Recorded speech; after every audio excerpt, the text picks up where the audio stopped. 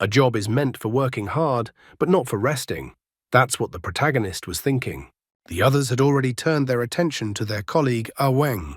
The colleague wonders if he worked yesterday. And also, there are already cries that the guy's pulse is not palpable and it is necessary to call an ambulance. And here's Weng himself. He fell down while getting to his workplace with a cup of coffee. After 10 years of hard study, Weng got a college degree and worked for 2 years. The average overtime work exceeded 4 hours daily, working without a day off for 3 months. In his 20s, the guy's health was like that of a 70-year-old. Even he himself admits that his life was no better than that of a mere dog. While his colleagues tried to shout to the guy, he had already closed his eyes and fell into some strange dream, filled with strange and unrelated things, as well as where everything is depicted in green color scheme. When he came to his senses, he felt a sharp pain. He didn't realize what had just happened, whether he was dead or not. It all reminded him of some kind of dream. But it wasn't a dream. He opened his eyes a little and noticed blood on his hand. What he saw around him didn't make him very happy. There were some strange and frightening creatures and monsters around. All the buildings were battered, as if the hands, paws, or tentacles of these monsters had collapsed on them. One could also spot some sort of monster extermination team that was in the thick of things. To say that this surprised the guy is not to say anything. He was incredibly shocked. He didn't realize what had happened, and if he had traveled through time and something like that. Looking at the reflection on the axe he had in his hands, he saw that instead of a human head, he had a dog's head. And what was that stupid face looking back at him in the reflection? He grabbed his cheeks and began to pull them away, still staring at his reflection. All he could think was that this wasn't all just some stupid dream, and this strange creature was him with the head of a dog. After dying of overwork, he had turned into a werewolf with a dog's head. What the hell is that? Sure, he said his life was no better than a dog's, but that didn't mean he wanted to be a dog at all. Meanwhile, a huge monster that looked a bit like a monster-like flower let out a growl. This sent shivers down the spine of the average office worker. Suddenly, he noticed in the reflection that he seemed to have turned into a human again, and he didn't understand why it happened, because just now he had a dog's head instead of a human head. At the same moment, the monsters came too close and he was already within range of their attacks. Now it was no longer a question of whether he was a human or a dog. His priority was survival, and life could be about to end. The humans from the monster extermination team, meanwhile, are escaping. The monster level exceeds level 3, so they need help.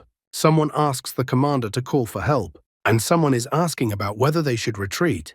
At the same time, the man heard a voice saying that the infected should not retreat. Weng doesn't understand where the strange voice is coming from. He hears that he must do his best not to let the monster escape from the third block, that he must destroy all of them at any cost. The infected have no right to retreat, and all those who violate the order will be executed on the spot. Finally, the guy notices where the noise was coming from. It turned out to be a collar. It was a revelation to him. He's wearing a collar, and what kind of attitude they have towards humans. So they're infected. The monster tossed aside the people who tried to stop it. The guy taking cover behind the wreckage of a building notes that the monster looks cool. He is even annoyed that they are shouting to do at any cost, but the commander himself is not here. So all he can do is give orders through his collar. Reminding himself that he is not of this world, he decides not to participate in all of this. Then sadly notes that he died before this transformation after all. He then makes an attempt to lie on the ground and just pretend to be dead. Perhaps this is what will allow him to leave unnoticed as soon as the opportunity arises. In the meantime, the collar still gives out loud commands for the infected to kill the monsters at any cost. Noticing that no one is paying attention to him, he decides that now would be a good time to escape. However, he got tired of crawling pretty quickly, and he hadn't eaten since last night. He wanted to drink tea and milk. As the commands continued to sound and the infected continued to die, the guy was just thinking about whether there was tea and milk in this world, whether there was crawfish in this world, whether there was fried chicken, and so on. The commands kept going on and on. The boy thought of chocolate, and then immediately remembered that chocolate was not to be eaten by dogs, for they would die.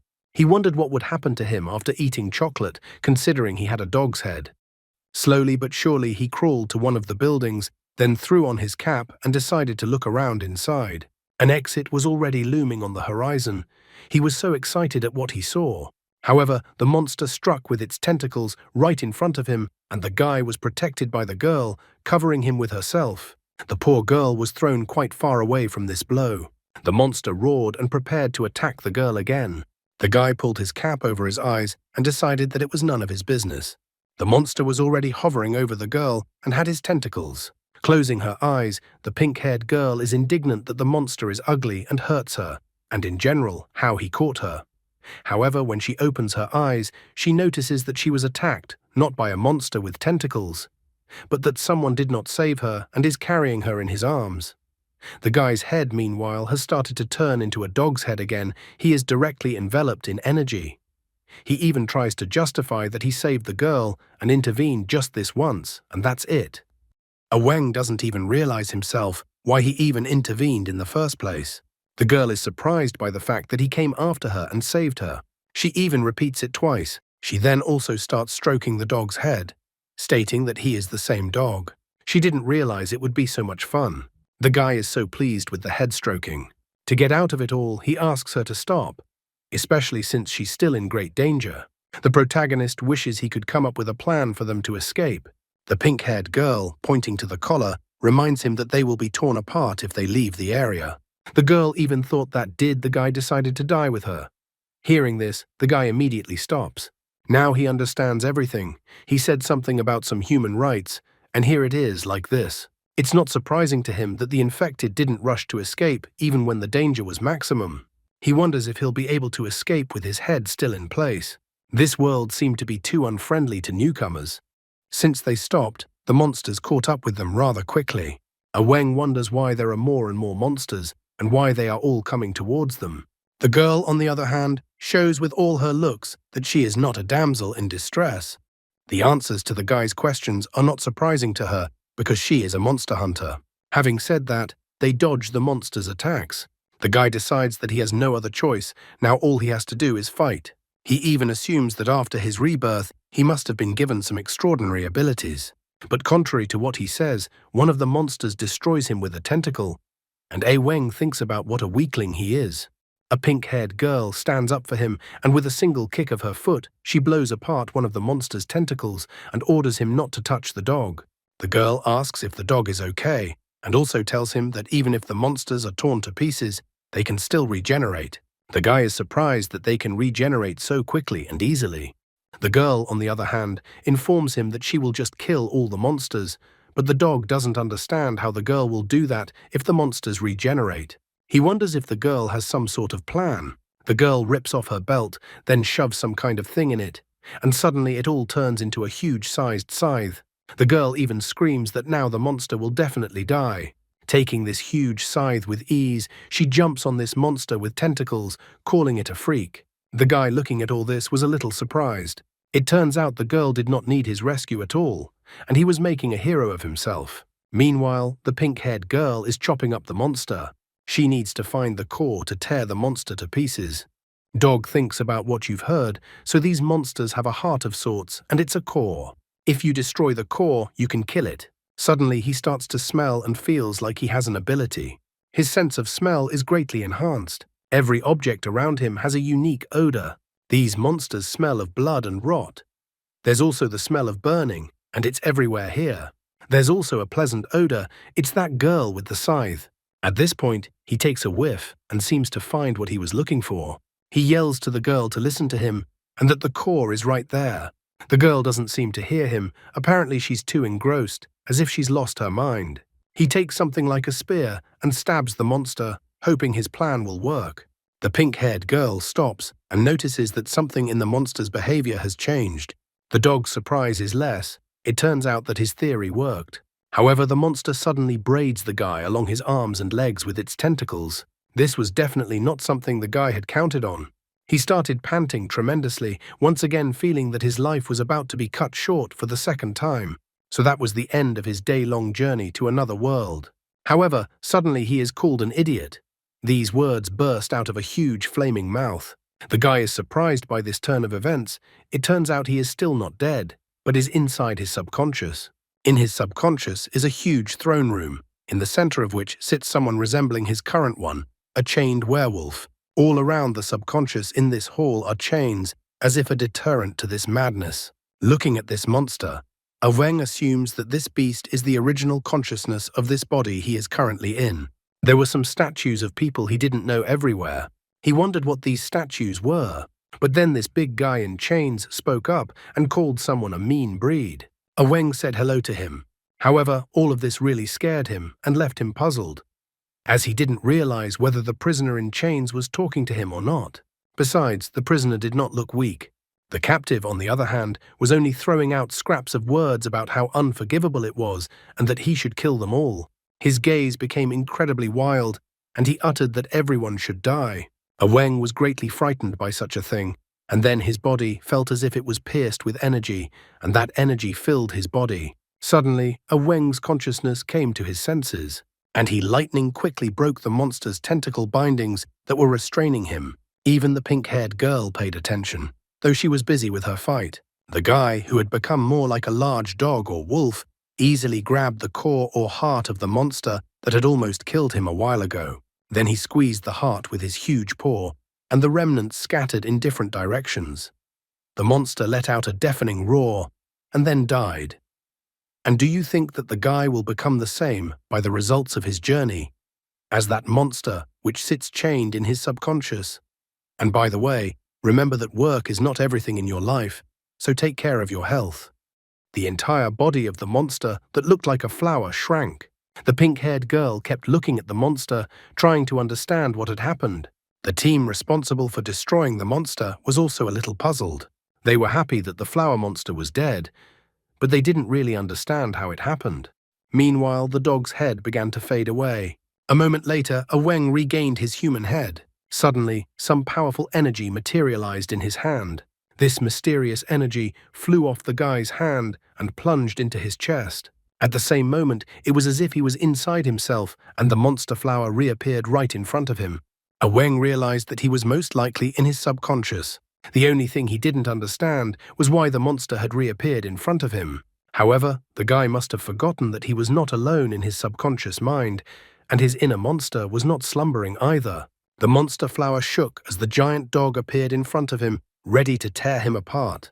And so it does. The giant dog mauled the flower monster in one sitting and ate it, leaving the flower monster no chance. Wang was scared as hell. An ordinary working guy would definitely never dream of seeing such a thing. After eating, the giant beast only picked its claws in its teeth. The monster complained that it was too little and wanted more food. At the same moment, Wang heard the pink-haired girl call out to him, and he suddenly came to his senses, coming out of his subconsciousness. The girl is happy that they won. She wonders if the dog got the monster core. This strange world is too dangerous for the guy, so he decides he's going to keep his head down until he's finally dealt with everything. Wang reports that he found nothing, and that perhaps one of the girl's attacks destroyed the core. He even praises the girl, stating that she was great. To Wang's surprise, the girl is incredibly proud after saying this, as she is a monster hunter and she will slay them all. The men who had been sent to their deaths also began to discuss the girl. One of them noticed how she fought. He thinks the girl is really crazy. Another man tells of a rumor that has been going around about the girl. That one day, the pink-haired girl will go crazy and start destroying the world. No one still didn't understand what they should do next, as the monster had finally been defeated. Suddenly, people in full uniforms appeared, their faces also covered. Wang wonders to the girl who these people are. One of the arrivals turns to the captain. He confirms the death of the ghost-level monster YC-9523 in the third block. In response, the captain orders him to organize troops to clear the battlefield, remove the monster's organs, and avoid the spread of infection. A subordinate then tells all those in charge to get to work immediately. Wang and the rest of the infected are put into a car to take them to the base. After a while, they had already reached the base, which was near the sea. It was Xiangyu, a heavily guarded area, which was not surprising considering the type of infected being held there. Wang looked around, trying to get a good look at the place they had gotten into. There were guards, nurses, and the rest of the infected around. This was the very place where the infected are kept. Satisfied with herself, the pink-haired girl walked up to Wang and put her hand on his shoulder. The other infected were surprised. They wondered if Leia had been switched, and if this was the unapproachable demon Leia they knew. The men were surprised because normally the girl doesn't get close to anyone. This made them develop an interest in Wang. Leia immediately cooled their ardor and yelled at them that she heard everything and how they talked about her. She even threatened to kill them. The men were scared out of their wits at such a statement. The guard also reacted and yelled at Leia to calm down. He ordered all personnel to immediately line up for inspection. This reprimand really displeased Leia, as she was powerless here. She walked up to the guy who was telling gossip about her and kicked him angrily. At the same time, she smiled happily at Wang and told him that she would find him later. Wang was surprised by this behavior of his new acquaintance and did not yet know whether this boded trouble or good for him. Wang comes to the inference that if there is a check in this place, then they may not be the only ones who are sick. And it turns out that this place is not only a hospital, but also a prison. Wang was bothered by only one thought. He hoped that all the infected could turn into dogs, and he wasn't the only one. The guard ordered everyone to gather immediately, as each person had to be examined by a doctor. He also ordered everyone to shut up. One of the infected took umbrage at YC9523, getting the wrong grade in the last battle.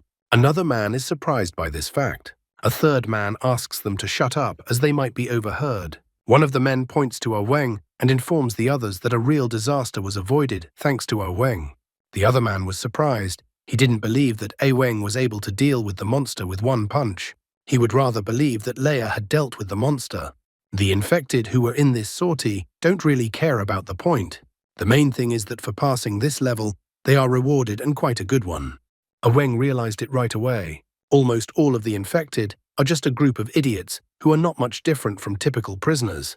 They try to get ahead, and whoever is in charge sends them to more and more hell. Wang has learned this lesson in his past life. Wang is sure that if the others find out what is inside him, they will kill him immediately. Wang realizes that his only chance for salvation is to escape. In order to make a successful escape from this place, he must behave with restraint. He decides to be more modest in order to gain his freedom. However, his plans are immediately ruined. The blonde stood up and informed everyone that the monster YC9523 was not killed by Leia, but by Wang. All of the infected's gazes turned towards Wang, who had only decided to sit quietly and unnoticed. However, almost immediately, the infected all burst out laughing, because according to them, there was no way Wang could have defeated that monster. Blondie agrees with them that it may sound unbelievable, but it's true. He tells them that the dog successfully found the core thanks to his sense of smell, which is 20 times stronger than that of an ordinary human. Blondie confirms that he saw the whole thing. Blondie was just about to tell the others what the dog had screamed when he was immediately shut his mouth, not allowing him to say anything else. Wang grabbed the blonde by the scruff of his neck and dragged him around the corner. Wang good-naturedly motioned for the others to continue their conversation. Wang yelled at the blonde man. Wang didn't understand who the blonde man was at all and why the blonde man started to advertise him like that in front of others. Wang also wondered how the blonde knew that Wang was the one who killed the monster.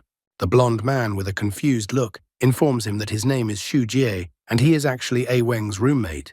Wang is a little confused because he doesn't remember this. He just got into this body. Xu Jie knows that Wang can't defeat such a monster, but he thinks that the other infected are fools and will believe such nonsense. Wang is glad that the blonde man realizes that Wang couldn't defeat that monster. Xu Jie told this story so that something like this would be a motivation for the other infected to try harder on missions. Wang apologizes with a goofy look and says that he just forgot all about it.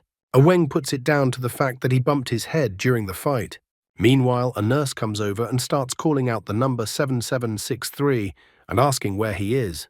The nurse called Wang, the number 7763, and the name Jiang Wang. It seems in this world he has the name Jiang Wang, since the guy immediately responds to this name. He informs Xu Jie that he is going for a checkup and that they will talk later. Xu Jie is not that simple. He is definitely not a fool, so he immediately notices that Jiang Wang has changed somehow. He even makes a crazy suggestion that maybe Jiang Wen isn't who he says he is and has been switched with someone else today. The infected's health check was unbearably hard. Jiang Wang even felt like he was being called a monster, an infected, a monster, and that he was wished to die. However, an incredibly beautiful nurse soon appeared, who lovingly wanted to examine Jiang Wang and asked him not to be afraid. The guy who couldn't move anymore was unable to resist such a nurse. His nose was even bleeding. The nurse took out a huge syringe and was about to inject Jiang Weng, the guy, as much as he could from this procedure, although his red face proved that he did not mind to do it, and rather even in favor of this initiative. He was so willing to trust the nurse that his feelings for her became incredibly inflamed, and his head once again turned into a dog's head from pleasure. In the same instant he awoke. All of this was just his nightmare. Too much had come over him on his first day in his new-to-him world. He was glad that at least there was a nurse. When Jiang Weng turned his head to the left, he noticed Leia sitting in front of his bed. Jiang Weng was greatly surprised by this sudden turn. He actually cried out. He didn't understand how the girl got into his room. Leia asked the guy to be quiet as she had secretly sneaked into his room. Wiping his eyes, Jiang Weng wondered what the girl forgot in his room, and even in the middle of the night, Leia thought the guy was having such a funny sleep, which is why she decided to watch him. Leia reminds the guy that it is customary to pay for salvation. Since Jiang Weng saved her today, Leia wants to pay the guy back. Jiang Weng is surprised. That's how the girl thinks. Then he wonders how Leia is going to repay him. For starters, Leia is going to get under the blanket. Jiang Weng wonders what she is going to do next, but Leia asks the guy to be quiet. Watching all of this is Zhu Jie, who is being kept awake by these two. Shuji realized that Jiang Weng seemed strange and distracted for a reason. Shujai seems to have realized the reason. It's all spring, the time of breeding. The girl is about to embrace Jiang Weng with her arms. Jiang Weng, like a faithful dog, even has his tongue sticking out. He's not wagging his tail like a dog, and that's because he hasn't transformed yet. Leia wrapped her arms around Jiang Weng's neck so tightly that the guy thought that the girl was about to strangle him. At the same moment, the couple notices Shuji sitting and glowering. Leia asks Shuji why he is still awake. Shujai takes her hint without any unnecessary explanation. Shujai decides to leave the room and asks the couple to have fun, and he will cover for them. Leia even felt like she liked Shujai as well, except that Jiang Weng isn't particularly pleased that his roommate is escaping like this. After all, Leia is completely inept at doing what the guy wants. Jiang Weng even asks Shukai not to leave and help him. Shuji is surprised, for he doesn't understand how he can help. Jiang Weng exclaims that Shujie is just thinking about the wrong thing. Leia doesn't understand, as she has to do a favor for a favor. However, Jiang Weng asks her to drop the idea. Shujie asks them to keep their voices down, as the guards can hear them. Meanwhile, night guards patrol the area. At this moment, another person was heading towards the guards. I wonder what trouble awaits the guy and his friends, and also how he will get out of these problems. The guard first wondered who was in front of him. However, when the man stepped out of the shadows, the guard recognized him immediately. The man introduced himself and said that he was from the task force, from the 3rd squad. The man also showed a piece of paper. It was a license to seize the infected. The man needed 3 infected to accomplish the mission, and he demanded those infected right now. As they walked towards the infected, the guard asked if the man had anyone in particular in mind. Carefully looking over the names of the infected on the 1st floor, the man informed him that he didn't have a specific person for the mission yet, but he had a hunch they were here. After a while, he ordered that the 2nd floor be examined. The guard understood the order. The trio still continued to make noise. Jiang Weng was still asking Leia to leave his room. He even wondered if it could be considered an escape. Leia doesn't think she has anything to be afraid of. Jiang Weng thinks he has something to be afraid of. Shuji is still trying to be invisible. He asks Jiang Weng to ignore him. He can wait in the restroom while Jiang Weng finishes having fun with Leia. The guy tried to chase the girl away with the promise that they would meet up later, but the girl thought the guy was lying to her. The guys finally opened the doors for Leia to leave their room, and just at that moment, the commander and the guard walked past their room. Everyone present didn't expect this turn of events and looked at each other suspiciously. After that, the guys realized that now they would be reprimanded by the guard, sharply closed their door, wishing the 2 men a good night, as if no one had noticed them. The guard, as expected, became furious at this turn of events. He immediately began reprimanding Leia for sneaking out of her cell again. The guard told them to open the cell doors. When the guard opened the door, he wondered who had allowed the infected to hold meetings. The guard even wanted to send everyone present to the lockup. Jiang Weng tried to change his mind.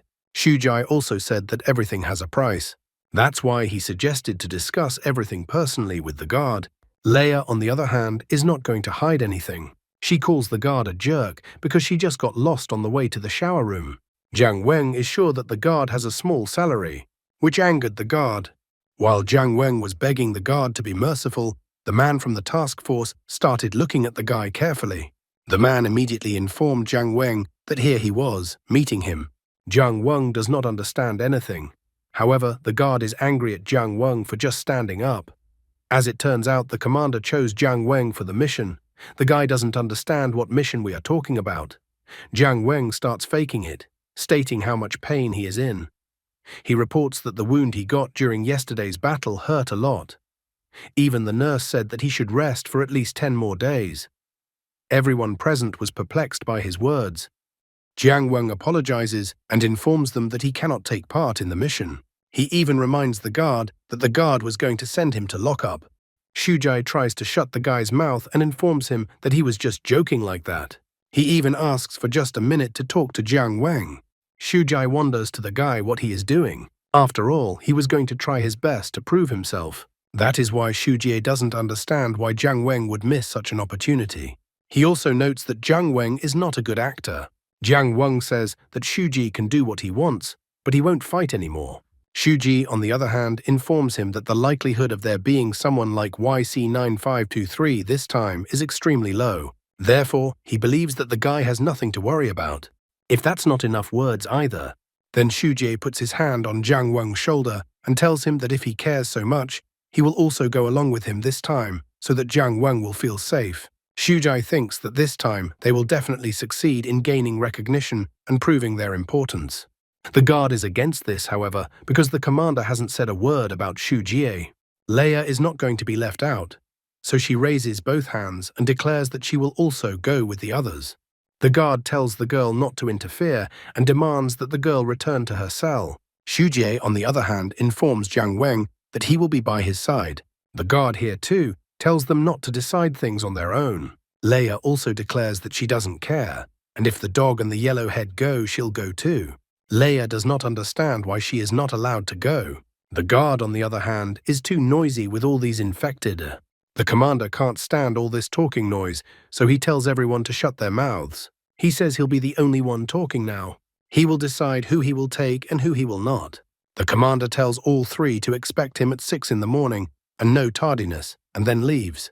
Leia is happy as she goes on the mission along with the dog. She even announces the formation of an invincible team. Shuji is happy as well. Jiang Weng alone is depressed as his life is ruined. The commander is not simple either. He was also happy that Jiang Weng would go with him, even though it turned out to be a bit more complicated than he had planned. In the morning, all three of them met with the commander. The commander informed them that his name was Ling Bo, and that he was in charge of this mission. He also informed them to call him Captain Ling, and since this is the first time they are all working together, Captain Ling reminds them that he is counting on them. Leia is happy. Shujie is also happy, only Jiang Weng alone is still not happy. Ling Bo did not delay since they have already reached the research institute. He points the others to the research institute and informs them that this institute was established 15 years ago to observe monsters. Later, they entered the institute's laboratory.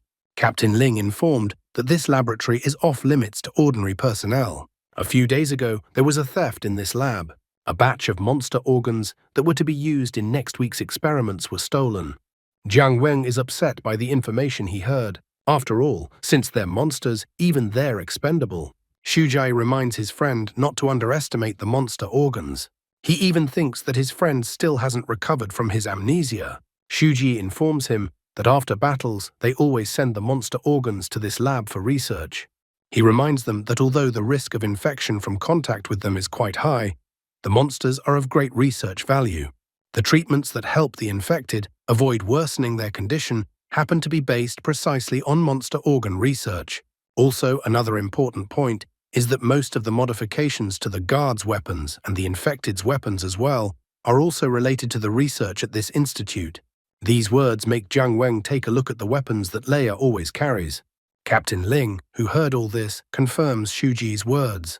That's why Captain Ling reminds him that the monster's organs need to be returned.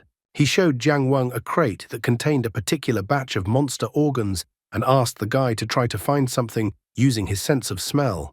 However, upon approaching the crate, Jiang Weng notices that the formalin practically overpowers all other odors, making it impossible to identify them. Xu Jai immediately inquires with the captain about the surveillance cameras installed in the lab. But as it turns out, the surveillance system had been turned off days ago. There were no witnesses, no shoe marks, no fingerprints, and no hair. The thief who broke into the lab left no evidence behind. The captain reports that the work was professional and that they have only a week to solve this theft case. Xu Jai reminds him that there's a slight possibility that there's no genius thief who broke into the lab, and that it could just be some intern's carelessness. Leia agrees with him. However, the captain reported that there was no record of it. Jiang Weng, on the other hand, doesn't want to deal with this theft case at all. He doesn't want to work at all, and is only thinking about how he can make it through just 1 week. While he was unconsciously touching the collar, he suddenly remembered about it. He remembered that he wouldn't be able to do anything with this collar on anyway. However, collar control doesn't work on a mission. In this theft mission, he saw his chance. This was his chance to escape from this place. He immediately turned to the others and reported that he had figured out everything in this theft task. Jiang Weng put on his glasses and asked the others to ponder the theft case a little differently. When the others didn't understand what he was talking about, he decided to explain. He reminded them that no matter what method the thief used, the thief had clearly prepared for it. Therefore, the all-glowing Jiang Weng asks to look for where the thief might have taken it all to. If they can find the place, it will definitely help them.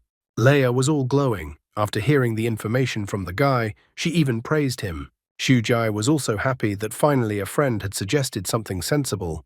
The captain said that he had also thought of starting the investigation with a motive, but it's quite a time-consuming task.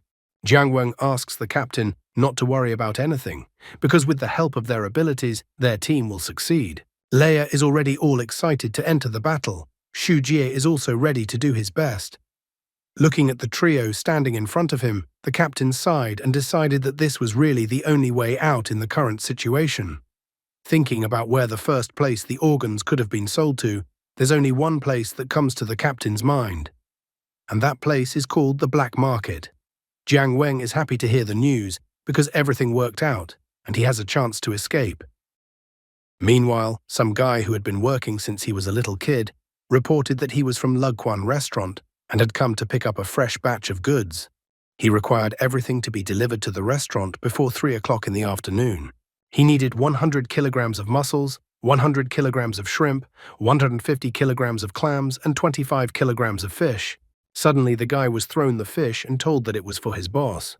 The guy immediately understood everything. At the same moment, the lad collided with the captain, whereupon he fell painfully on the wooden pier. The captain asked the guy to be more careful. Suddenly, everyone noticed what fell from the guy's hands. This fish was obviously not of the best quality. The guy was immediately frightened, grabbed the fish with a quick movement, and rushed to run away. Xu Jai even tried to stop the guy. However, the captain asked him not to worry, as it was just a slightly infected fish. The captain brought all 3 of them to Shubang Wharf. It was quite a popular place. This place was called the Black Market. As long as it was profitable, it was difficult to abolish the illegal trade. And because of the location, it's even harder to control the place. So officials turn a blind eye to everything, tacitly accepting the existence of the place as long as it doesn't cause much trouble. After listening to all this, Jiang Weng once again turns his attention to the fleeing guy with the fish. The captain reminds him that they don't have much time, so they need to find the thief who stole the monster's organs. The captain concluded that if the thief wanted to sell the stolen goods, he would definitely do it in this place. Any stall, restaurant, or fishing boat could be a haven for thieves, so the captain tells the trio to look around themselves. Shuji is surprised that they won't do the job altogether.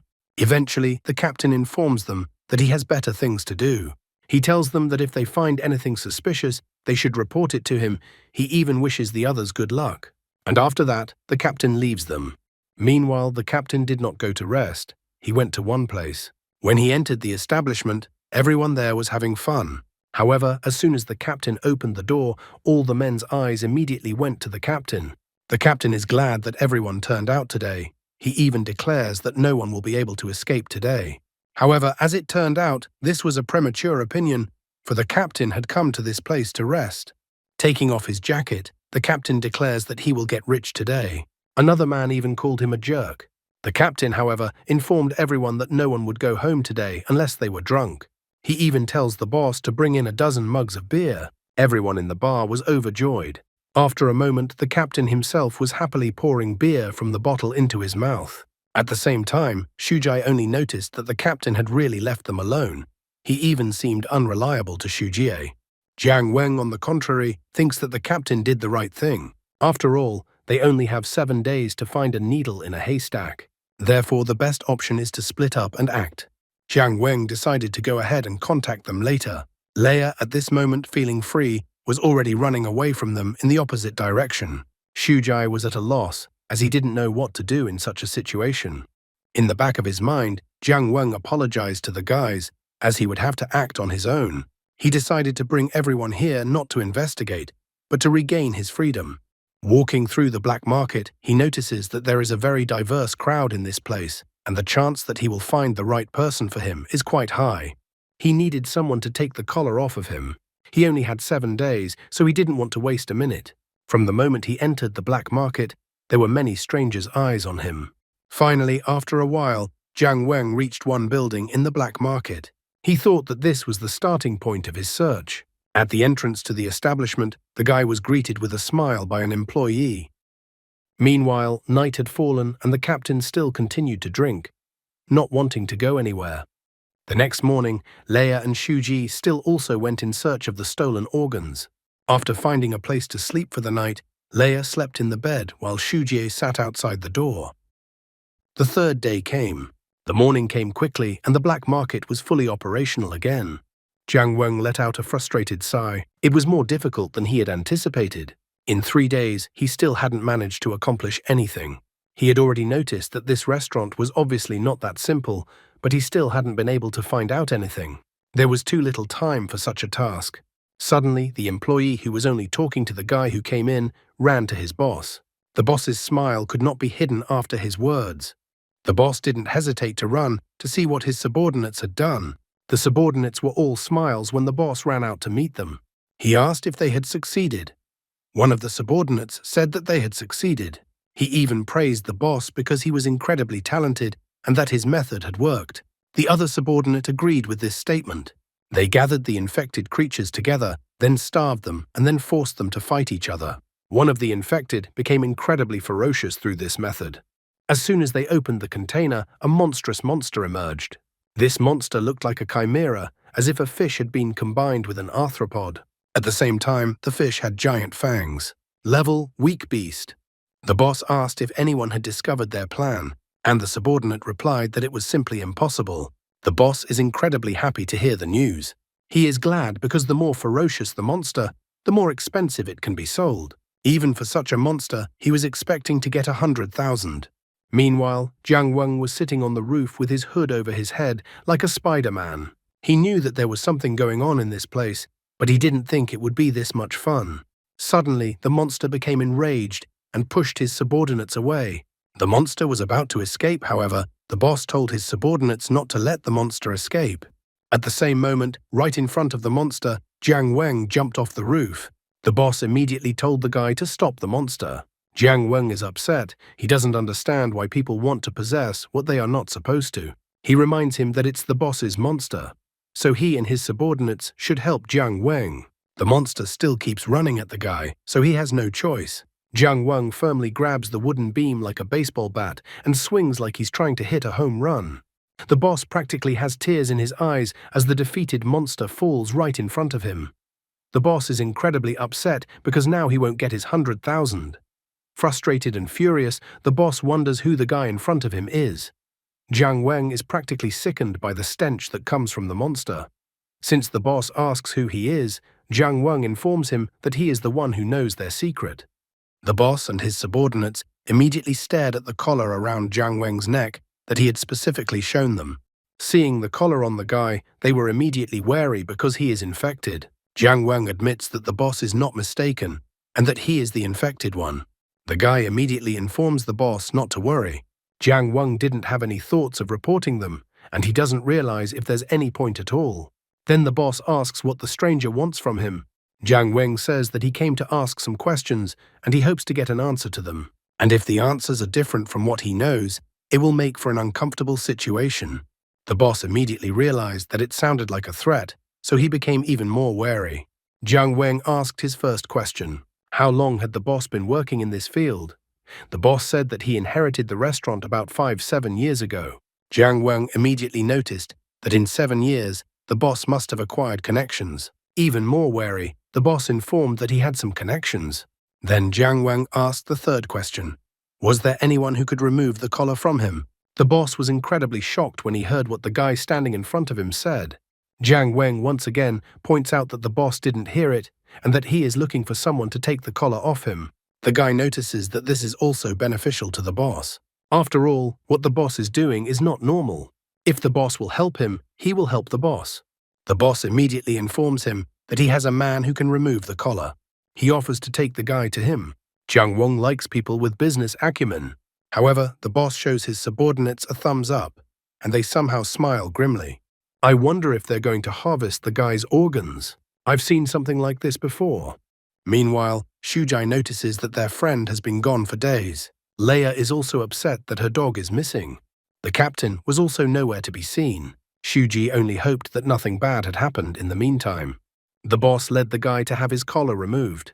Jiang Weng inquired whether they had a long way to go. Then the boss admits that removing the collar privately is a serious offense. Therefore, it is logical that one should hide well if one is engaged in such a thing. The boss informs him that they are almost there. The boss is already happily noticing the guy calmly walking into his ambush. All the subordinates in the neighborhood had already prepared. They were just waiting for the signal to start. One of the subordinates notices that the guy doesn't look very smart. Another subordinate doesn't think the guy might be able to fight back. The third subordinate was glad because the infected guy would be worth over 100,000. They all rejoiced because this is what happens when you get in their way. After that, the operation to capture the guy began, and all the subordinates jumped out of their hiding places. But there was no one in the alley, neither the guy nor the boss. Everyone had seen them going to that place, but at the moment, there was no them in that place. Meanwhile, in the neighboring alleyway, Jiang Weng clamped his hand over the boss's mouth. The subordinates were trying to find the boss and the infected. They decided to search all around. Jiang Weng ordered the boss to keep quiet. He recalls that he was sincere with the boss and the boss thought of killing him. He notices that all these people smell strongly of fish, so he immediately realized what was waiting for him next. The boss is almost crying as he realizes that his life is at stake. Jiang Weng asks the boss one last time if he has someone to help him. Since the boss refuses to talk, the guy reminds him that he has many ways to torment the boss. He grabs the boss's finger and notes that the boss seems to take poor care of his hands.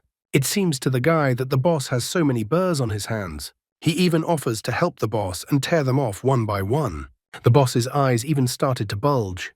After that, the guy didn't just talk, but did what he said he would do. The boss even cried from this pain.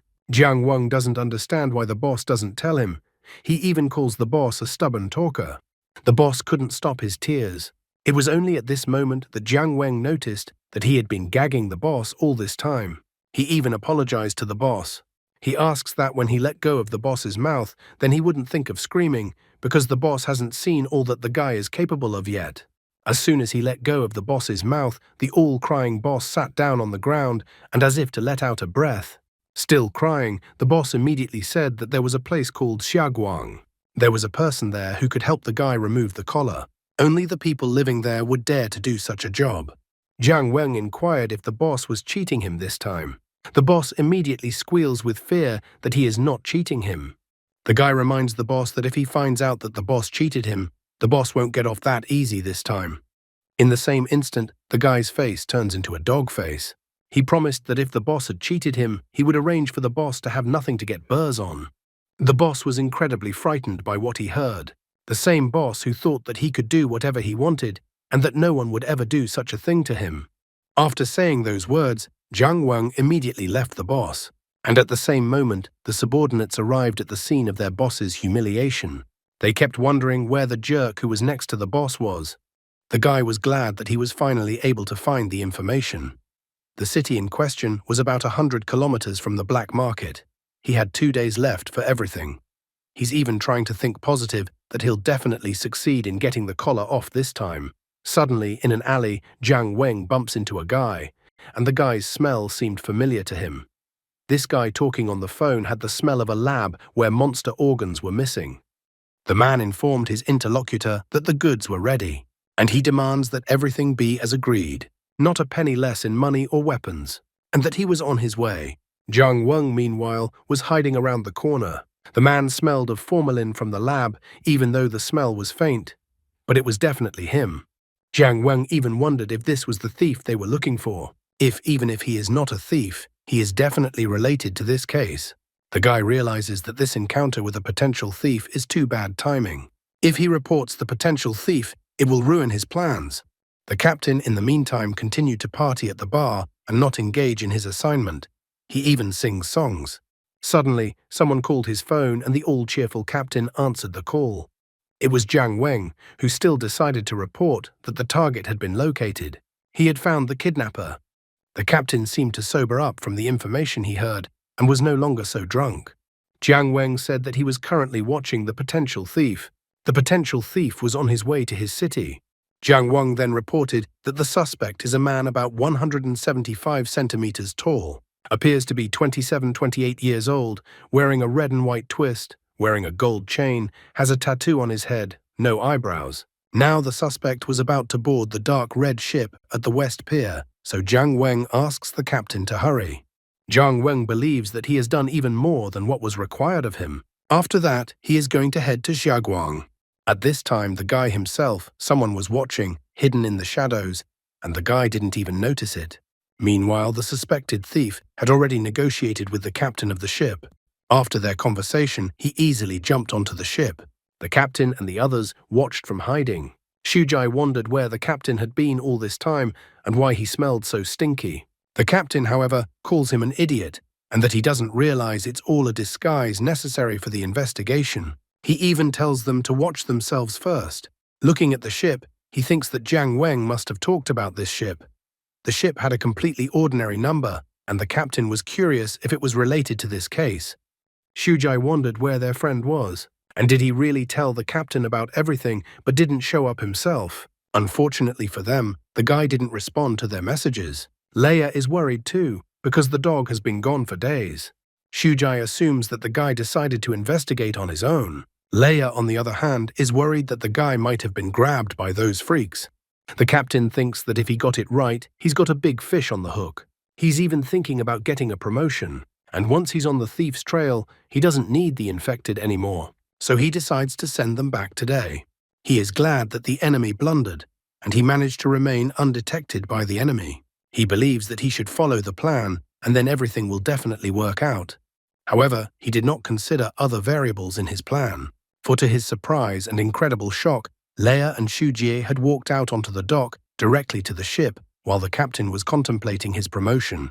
The crew from the ship were suspicious of the arriving strangers. Shujai reports that they were investigating a case and needed to inspect the ships in this port. It was standard procedure, so he hoped for cooperation from the ship. Leia was also trying to insist on cooperation. The captain stared at the arriving strangers, and then, while another member of the ship's crew turned around and walked away, he demanded a warrant. Shuji was surprised when he heard about the warrant, because the others had agreed without a warrant. Leia was starting to get annoyed by this situation. Shujai read that maybe their captain had a warrant. The potential thief, meanwhile, was observing the situation through the ship's window. Shujai immediately tried to summon the captain to bring the warrant. The captain grabbed his head because he would definitely not get a promotion now. He called them idiots and asked them to stay out of it. The thief glanced at the captain, who had come out of hiding. He immediately informed his subordinate that these strangers were not who they said they were. The ship's captain insisted that without a warrant, they had no right to enter the ship. However, the guys bent their line that they were under investigation and they were obliged to cooperate. Shuji advised him not to complicate things and called out to the captain again. However, the captain of the ship had already gone to threaten that Shuji would become fish food. At this moment, the less patient Leia immediately kicked the ship captain in the face. The girl orders the ship captain to bring a bloodhound. Shujai notices how confident Leia is that they will definitely succeed. The ship captain pretends not to understand which bloodhound they are talking about. Leia tells him to move and do as she asks if he cares about his life. The would-be thief realizes that the strangers have figured something out, and he commands that they not be allowed to leave. At the same instant, people rushed out from everywhere and surrounded Ling Bo and his subordinate infected. The captain of the ship immediately stood up, grabbed his weapon, and reported that the strangers had messed with the wrong people. He started firing, and a large number of bubbles were sent towards Leia and Shujie. The guys didn't realize what it was. It wasn't until the captain realized everything, he immediately yelled that it was a secret weapon and urged the guys to dodge. The noise from the battle came to Jiang Wen's ears. He is even surprised that the sounds of battle from the ship even reach this place. Running away, the guy is comforted that the girl and the others will be okay. He knows that the others consider him their friend, but he doesn't want any trouble. He even apologizes to the others and says goodbye to them as friends. However, he himself runs out at exactly the wrong place and at the wrong time, as he encounters a large number of monsters. Shujai shields his hand from the bubbles, and as soon as the bubble touches his hand, and as soon as the bubble explodes, the captain declares that the weapon is made from the bones of a monster. The bubbles that come out of their weapons explode with a 60% probability. Therefore, the captain advises the boys to run away. However, Leia and Shujai find themselves surrounded by the bubbles. Leia notices that the guy never came back and that they must find him. Jiang Weng himself, in the meantime, encountered monsters. They were infected monsters, and he found himself somehow near them and didn't understand how it happened. Seeing the frightening aura emanating from these infected, Jiang Weng thought that he would definitely not live. However, all the monsters suddenly kneeled before him and informed him that they had finally met their great lord again. Looking at the monsters that kneeled before him, he didn't understand which great lord they were talking about. However, almost immediately, he came to the conclusion that they must be talking about the monster inside him, and that he was indeed a lord to them. It seems that this body is indeed some sort of monster leader. The monster with hair like vines asked if there was any progress on the Lord's mission. The guy absolutely didn't understand what mission it was talking about. He tried to go inside his soul to meet the monster inside him. Inside, he called out to the monster and felt that they should help each other and exchange information. Jiang Weng was even embarrassed. He was annoyed that the monster didn't answer his question in any way. He felt that next time he should make an agreement with the monster in advance. Looking at the monsters, Jiang Weng couldn't help but think about what would happen if he said that he was no longer their leader. He felt that he shouldn't do such a stupid thing, for he would be torn apart by the monsters right on the spot. The green monster girl was full of anger. In the end, Jiang Weng decided that he shouldn't show his weakness and pull himself together. He clucked his tongue. Immediately, the boar-like monster became very frightened. He noticed that the Lord was angry. The boar asked the captain to watch his tone, and so the third captain appeared. The boar reminds them that their Lord is on S level. They have been in hiding for 6 months now, and people have become much more vigilant and are taking precautions. Their master, on the other hand, has agreed to do the kind of dirty work they can't help him with. So all they have to do is trust. Jiang Weng was glad that the boar had spoken. This boar even seemed somehow familiar to him. After that, the boar said that he believed that the master would find the 0 infected. Jiang Weng was shocked when he heard that the idea was to find the 0 infected. The captain asks the boar to shut up, for she herself knows that the task of the master is not that easy. However, from the captain's observations, she believes that the master has other plans. Jiang Weng's plans were to remove the collar and escape. The guy already thought that this shrewd person had exposed him. The boar came to his rescue, saying that it was simply impossible and that surely the master had just changed his plan of action, as he couldn't abandon it. The captain told the boar to shut up. Angrily staring at the monster captain, Jiang Weng declared that the captain dared to teach him what to do and how to do it. The monster captain experienced awe and fear from that look and words. She immediately apologized to the master and declared that she had crossed the boundary. Meanwhile, in his thoughts, Jiang Weng was angry with himself. All this time, the monsters had been following him while he was in the black market, and he didn't even realize it. He complained that he lacked experience. However, he told himself to calm down because he needed to analyze the situation. According to the boar, he is a spy who was sent to find 0 infected. These monsters were his subordinates. They were continuously following him, so even if he took off the collar, he wouldn't be able to escape. These monsters would definitely not let him escape, and he wouldn't be able to defeat all these monsters because that monster inside him was still too weak. The guy had no idea what he should do in this situation. He needed to think of a way to get rid of the monsters. Meanwhile, Shujai was still being attacked with the bubbles released from the bone weapon. Leia was also fighting against the attackers. She was incredibly pissed off by all those bubbles. She declared that she would kill anyone who touched this guy. At the same instant, the suspected thief appeared behind her back. He immediately recognized the girl and advised her to do nothing. If she did anything at all, her friends would find out all the information about her. When Leia was attacked by multiple bubbles and stopped doing anything, the captain yelled at her. The captain realized that he shouldn't care and that he needed to escape from this place as quickly as possible. However, the captain was unable to escape as he was surrounded on all sides by the ship's crew members. He looked at his subordinates, and the situation around the situation was very bad. Leia had stopped doing anything, and Shujai was already exhausted and could no longer fight fully. At this moment, Jiang Wang decided that he needed to distract all these monsters. He asks them if they heard the noise. The captain of the monsters declares that they have heard and that the sound is coming from a ship. The boar immediately understands everything. The Lord wanted to say that this boat is not that simple, and that the fishermen are not simple. That's why the master has been watching them all this time. So the Lord thinks they have something to do with the case. And maybe they can find out about the 0 infected. The Lord just pretended to want to escape, but it was all a disguise so he could get close to them himself later. The boar notices that he expected nothing else from their great Lord. The arms of the monsters surged upwards as they praised their great Lord. Jiang Wang is glad that the boar has said all this. He notices that the boar is quite savvy, so he orders all the monsters to destroy the ship and the fishermen. The monster captain understood and accepted her great lord's order. Shuji, meanwhile, was receiving a slap in the face from the ship captain.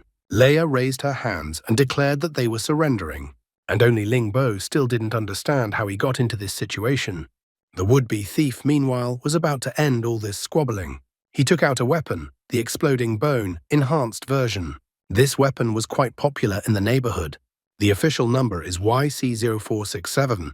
The weapon uses part of the spine to make the weapon. It has an 80% chance of detonating, and the explosive power is equivalent to a Class A bomb. The potential thief decided to start with Shujai and had already taken aim at the guy. However, suddenly, the water behind him began to bubble suspiciously. In an instant, the ship was entangled with the plant-like vines, and the ship went down. The potential thief and the rest of the crew stood and just watched the ship go down. Captain Ling, Leia, and Shujie didn't realize what was happening around them either. Finally, the ship easily went underwater with a sudden movement, flooding the entire dock with water. The ship's crew panicked from side to side and then started to run away because now they noticed that it was a monster. It was the captain of the monsters. Number YC186. Codename Flower Spirit. Skill Plant Control. Level Ghostly. The ship's crew abandoned running away from this place. However, the monsters were already waiting for them on the land on the other side. The boar, as soon as it saw all those fishermen running straight towards them, told the monsters to kill them. The monsters started grabbing one fisherman after another. The fisherman only screamed pitifully and asked to report the monsters' invasion to the city. Some of the fishermen were mercilessly eaten by the monsters. Leia and Shujai were shocked by what they saw as they watched the monsters massacre the fishermen. Jiang Wang ran up to them and shouted that he didn't understand why they were still standing here. He told them to run away. Leia was happy to finally see the dog. Shujai was also happy that his friend managed to get out and that he was alive. As they ran away, Shujai wondered where the monsters came from. Jiang Wang had absolutely no idea what kind of monsters they were or where they came from. Therefore, he recommended everyone to run away, and Shujai asked where their captain was, and at the same moment, Captain Ling was hit with the butt of his gun by the captain of the ship. The ship captain finally found the captain. After all, the captain is a simple man, so he's bound to be killed by bubbles. However, Shujai suddenly stood up in defense of the captain and protected the drunkard from the bubbles. The captain of the ship only called him a jerk. He notices that the guy is already injured and still trying to be a hero. His blood even got on the ship captain. Shuji states that he should have just resolved the matter in a civilized manner. He doesn't understand why he had to go that far. He then declares with all the pathos that all those who opposed him will inevitably be punished. His blood is the judgment of the ship's captain. The man even laughed at the guy's words and whether the guy is talking to himself. After that, he decided that he should end it all. At the same moment, the captain of the ship was struck by lightning, although there was no attack from anywhere. The man didn't understand where this electricity came from, and Zhu Jie only reminded him that the more arrogant his opponent was, the more severe the punishment. Shuji ionized the blood. Degree of contamination, C-. When 7764's blood lands on another creature's body, special properties are activated, going into standby mode. When 7764 says snap, the blood strikes the target with a current charge. The intensity of the shock is related to the target's emotions at that moment. The stronger the emotion, the greater the intensity. Without a special command, the blood automatically sends a weak current discharge after 60 seconds. Shujai asks if Captain Ling is okay, and he happily informs her that he is fine. Of course he is, he almost died just now. I wonder how Jiang Weng will explain why the monsters came to the pier and didn't touch any of them, only the ship and the fishermen. And also how will he explain to the monsters what they were looking for on the ship, since the monsters dared to show themselves in front of the humans. The thief shouted to the others that they needed to catch the most important one, and then they would succeed. And at that moment, the green-haired monster captain appeared in front of them. The members of the ship thought that she was a ghost. They decided to all attack the flower spirit together, but their weapons the captain easily repelled without even swinging her arms. The thief finally noticed that the monsters in front of them were unusual and that they wouldn't last long. So while Jiang Weng and the rest were fleeing and the ship's crew was trying to hold back the monsters, the thief decided to escape by taking advantage of the commotion. Jiang Weng managed to turn around and noticed the thief running away. He immediately realized that the thief was the key to everything. If the guy can't escape now, he at least decides to try a different plan for the event. Jiang Weng informs his new friends that they need to split up and that they will meet at the hotel later. Leia and Shujai agree to this. Jiang Weng then joins Captain Ling and they pursue the thief together. Captain Ling informs that he has lived a long life, and so he immediately realized who they were after. So he asks Jiang Weng to follow him. The monster captain looked in the wake of the fleeing thief and Jiang Weng.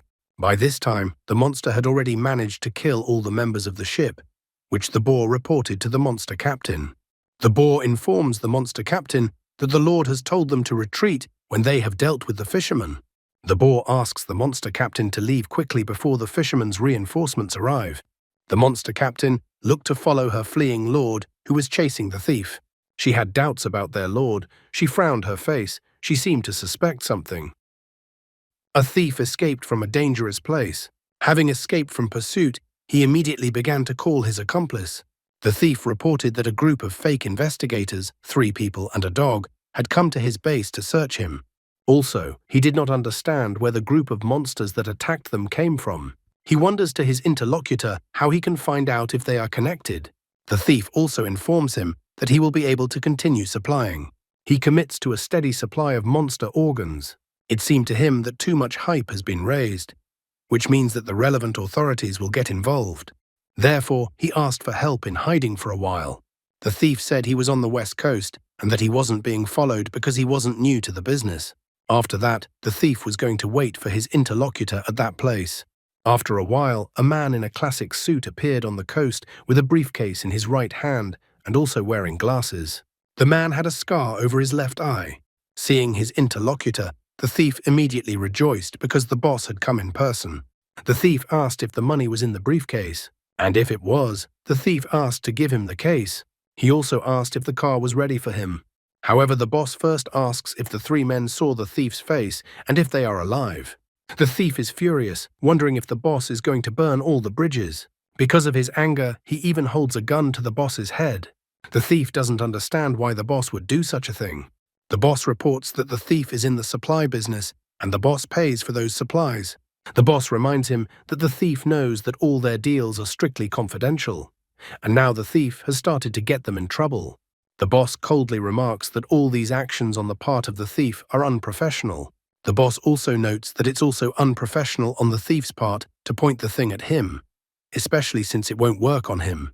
The thief thinks the boss doesn't put him in anything, and it's as if the boss thinks the thief wouldn't dare do such a thing. After that, the thief immediately shoots the boss in the face.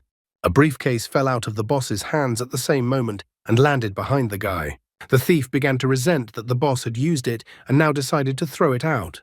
This is why the thief asks that the boss not blame him for being ruthless. He decides that he will first take the boss's life and then reveal all the boss's dirty deeds. The thief decided to find the briefcase after that, but suddenly something came that the thief did not expect. The briefcase was empty. At the same moment, the boss informed him that, as he said, the thief's attack would not work on him. When the smoke from the attack cleared, it became apparent that the boss's body was fine. The boss's body was enveloped by some strange essence. The boss also notices that there is a real gulf between his and the thief's armament. This was another point in the thief's unprofessionalism. That entity was jellyfish armor, created from the body of a monster jellyfish armor, number YC0213. It combines fluidity and strength. It can take any shape. The boss then offers the thief a glimpse of what professionalism is and uses the shape of the jellyfish armor spikes. At the same moment, the boss's hands are covered with sharp spikes, and he quickly moves to the thief. The boss instantly attacked the thief and didn't leave him no chance. The large and sharp spikes struck the thief's entire body at an incredible speed. After that, the boss took away the thief's ability to think, as there was nothing else for him to think about. And while the head was rolling, the boss noticed something suspicious. Jiang Weng and Captain Ling hid behind a nearby rock. Jiang Weng wondered if they had been discovered or not, while the boss was looking exactly at the spot where they were hiding.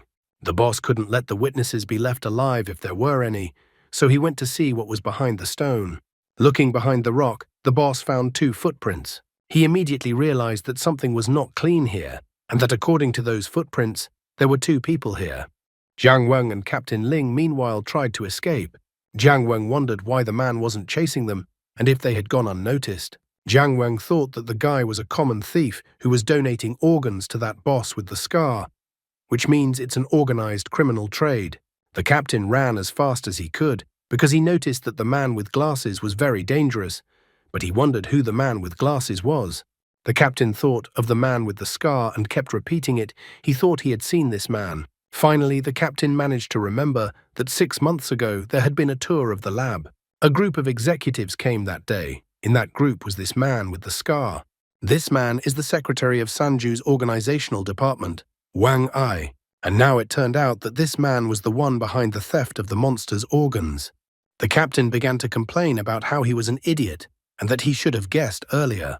After all, how the thief had managed to avoid the cameras was only if the thief knew the exact schedule. He knew all the details of the lab's layout, so he didn't leave a single trace. Without help from inside, the thief couldn't have pulled off something like this.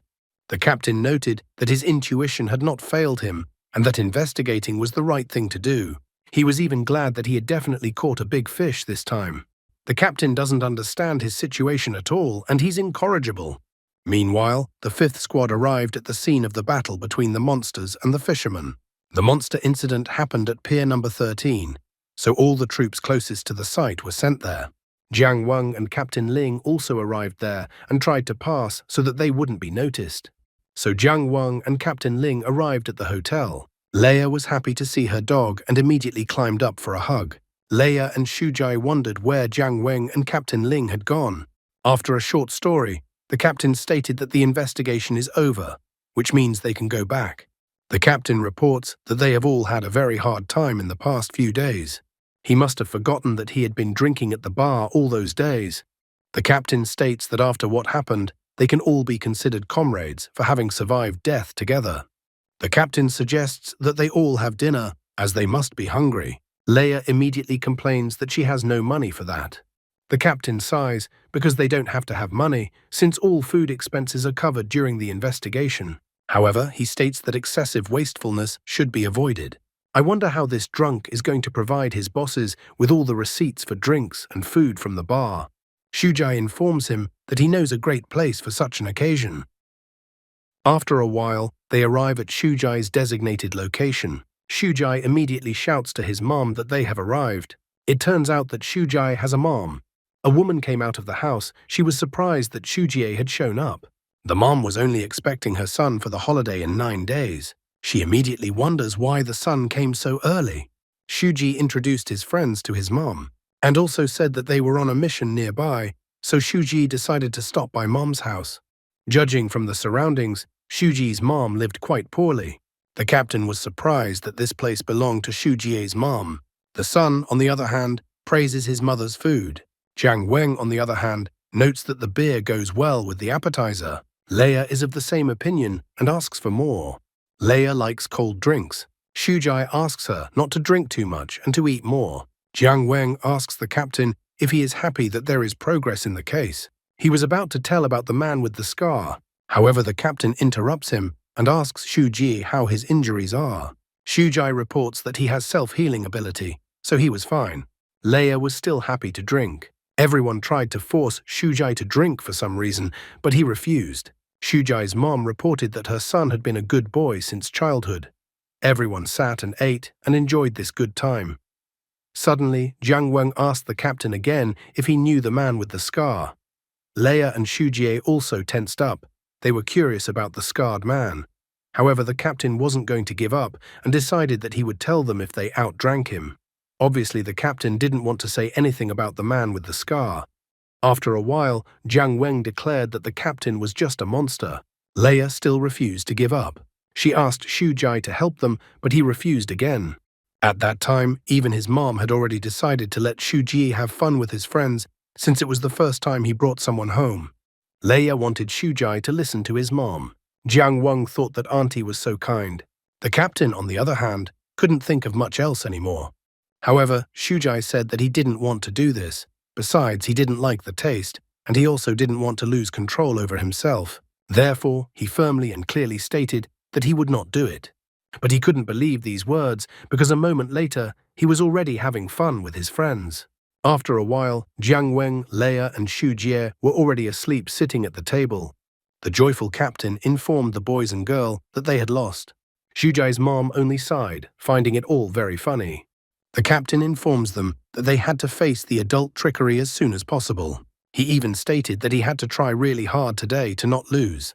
The captain enjoyed having fun with Jiang Weng, Leia, and Shu Jie. He even felt like they had always been together. A woman asks the captain if he ever had a family. The captain apologizes and states that he always says stupid things when he is in this state. He even decides to go for a walk, eating more than he had a headache. The woman reminds him that they have a restroom in their house, but the man decides to head outside anyway. Later on, the captain was nestled against some wall and decided it was a good time to flush his need. At the same moment, a man with glasses approached the captain from behind. The man immediately recognized the man as Ling Bo. Ling Bo was a lab guard, and he violated the rules because he impersonated an investigator. The man says that Ling Bo's lateness due to drunkenness led to the theft of organs from the lab during his shift. The man found out everything about Ling Bo. Ling Bo used his connections to win 7 days, forged an investigation authorization, and summoned 3 infected from Xiang Yu to look into the case. Wang Ai even wonders if Ling Bo took such a risk just to keep his job. He even wonders if Ling Bo really likes working as a security guard that much. Ling Bo only notes that this seems to be Wang Ai's way of trying to shift some of his mistakes and worries onto him. Wang Ai thinks that any fool can be a security guard. However, since Ling Bo was able to find information about him, it means Ling Bo definitely has skills. Wang Ai points out that the man saw his face but did not hide. So the man had a plan. So Ling Bo could have instructed a trusted person to pass the news about Wang Ai to the right person, and then Wang Ai wouldn't be able to kill him. Ling Bo also announced that he wouldn't dare to do such a thing. Wang Ai also noticed that the man wouldn't inform anyone, which meant he was waiting for something. Based on that, Wang Ai decided that the man was waiting for the man to come and offer his terms. Ling Bo really doesn't understand what the man in front of him is talking about. Wang Ai decides to guess what Ling Bo is up to. In his opinion, Wang Ai Ling Bo has been prepared from the beginning. If the trio of infected helped him find the monster's organs, then everything would end well for him. If the infected couldn't find the monster's organs, then Ling Bo would accuse them specifically of stealing the organs. In Wang Ai's opinion, no one would pay attention if there were a few less infected people, and Ling Bo himself would be a witness in the case. Wang Ai remarks that no matter how events unfolded, Ling Bo would be safe. Wang Ai absolutely did not understand why Ling Bo decided to go into security. After all, he definitely has talent. Wang Ai decides that Ling Bo has succeeded, and he gave himself the opportunity to keep his job. And not only keep his job, but he gave himself a chance for a promotion and a substantial bonus.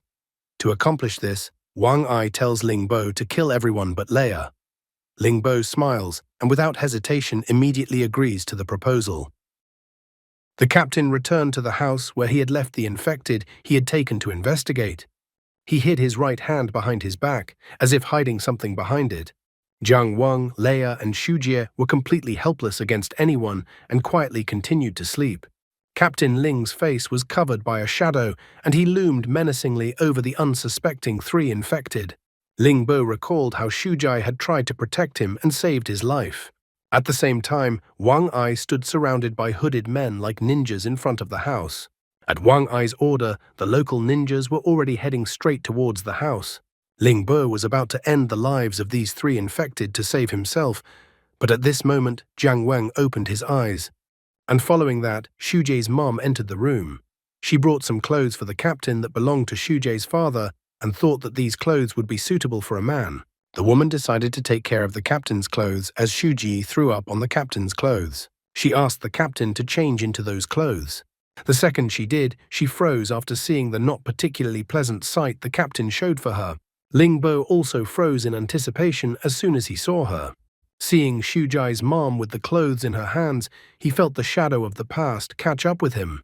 He remembered a woman from his past who also cared for him. She had asked Ling Bo to take off the clothes to wash them since the clothes already stank. The captain quickly hid his weapon and pretended that nothing happened, while Shujie's mom didn't seem to have time to see anything much. The woman says that Shujie's father left them early, which is why Shujie never drank. Mom didn't think her son would feel so bad about it. She thought that sometimes it was good for children to act like a silly child. She even declares that their family could use a man. Ling Bo is too dumbfounded to hear such news. After all, what does it mean that a family needs a man? What is the woman standing in front of him implying? Ling Bo blushed at what he had heard, and if he had understood what the woman had said correctly. Ling Bo even imagined this picture of him and Shujie and his mom becoming one family. Shujie's mom is feeding him grapes. Shujie himself runs to the store for beer for his new father, and also takes care of his feet, so that the new father steams his feet well in a basin. Ling Bo liked the idea so much that he couldn't even hide his happy face, and the knife fell out of his hands. Meanwhile, Wang Ai commanded his ninjas to attack the house and finish off the rest. Ling Bo immediately reacted and yelled for the others to wake up and run away. In the same second, the ninjas broke into the house. However, Jiang Wen instantly reacted, rushed past the captain and pushed the intruder away. At that moment, he noticed that the attacker was not alone, so he wondered if there was another way out of the house. After that, Jiang Wen grabbed the sleeping Leia and the captain grabbed the sleeping Shujie. Ling Bo, while running, then noted that Jiang Wen was only pretending to be drunk. Jiang Wen did not hold back and confessed that he saw that the captain wanted to kill them. Jiang Wen has long suspected that something is wrong with the captain. He decides that he will settle the score with the captain later. Leia was still talking about cold beer even in her sleep. The guy was getting sick of it. They managed to get outside and tried to rouse Leia and Shujie, but they refused to wake up. The ninjas were too close and surrounding them. The captain thought they were finished.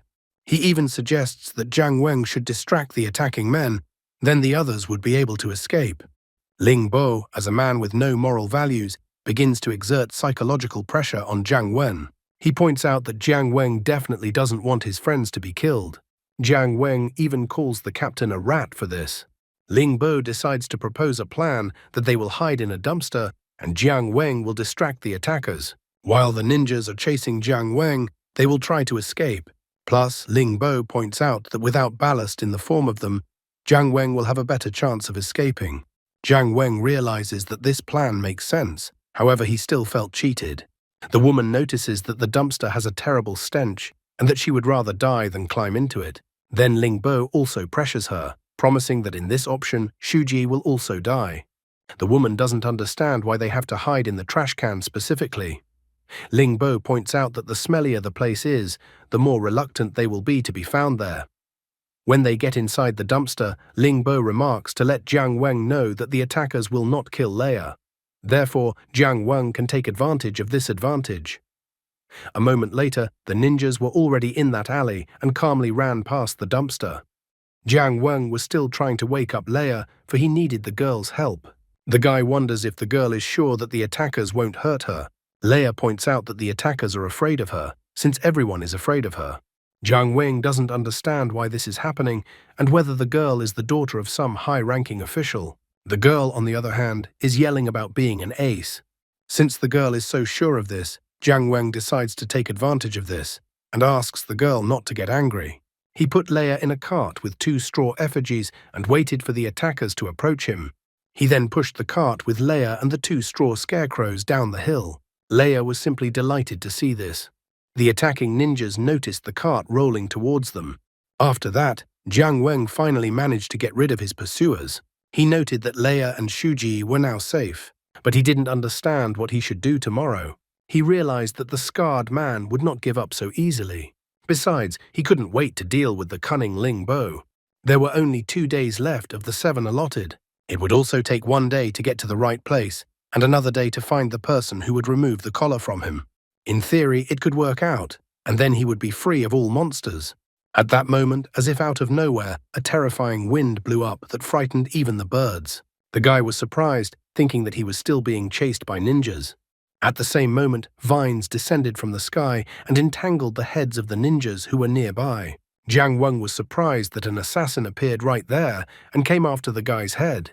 Flowers bloomed on the ninjas' faces, and the guy finally realized that the monster captain was in front of him.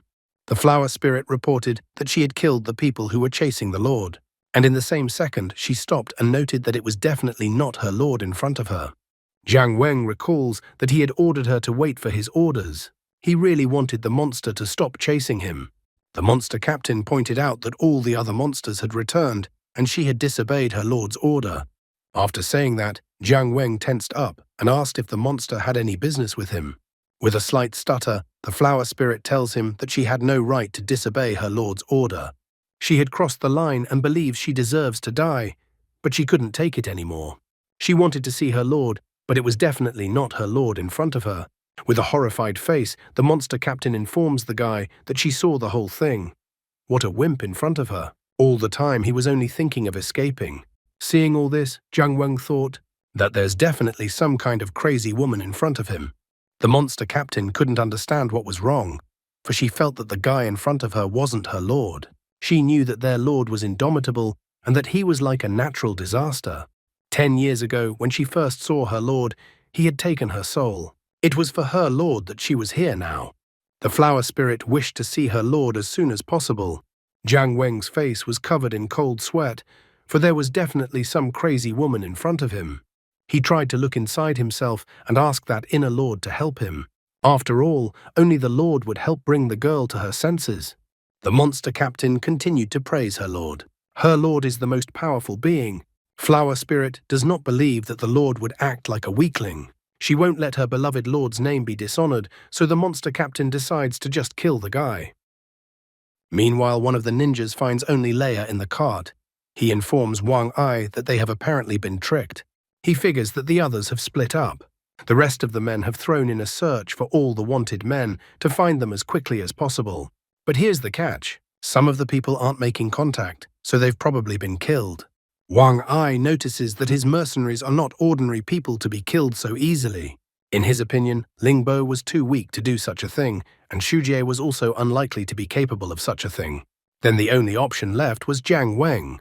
The subordinate notes that this is where they lost contact with the others. He asks Wang Ai if it's worth it to go looking for them. But the scarred man remarks that if they can handle the 2 mercenaries, they can handle the others, so it's a waste to send anyone else. Watching Leia still asleep, the scarred man only remarks again that it is necessary to act more professionally. Leia herself was still dreaming of cold beer in her sleep, and she was also remembering her dog. I wonder how Jiang Weng will get away with it this time.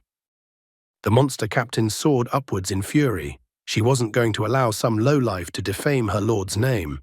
Jiang Weng wasn't very happy about this news, for he was facing a manipulative monster. The monster captain had a plant-based ability. The flower spirit attacked the guy with its leaves.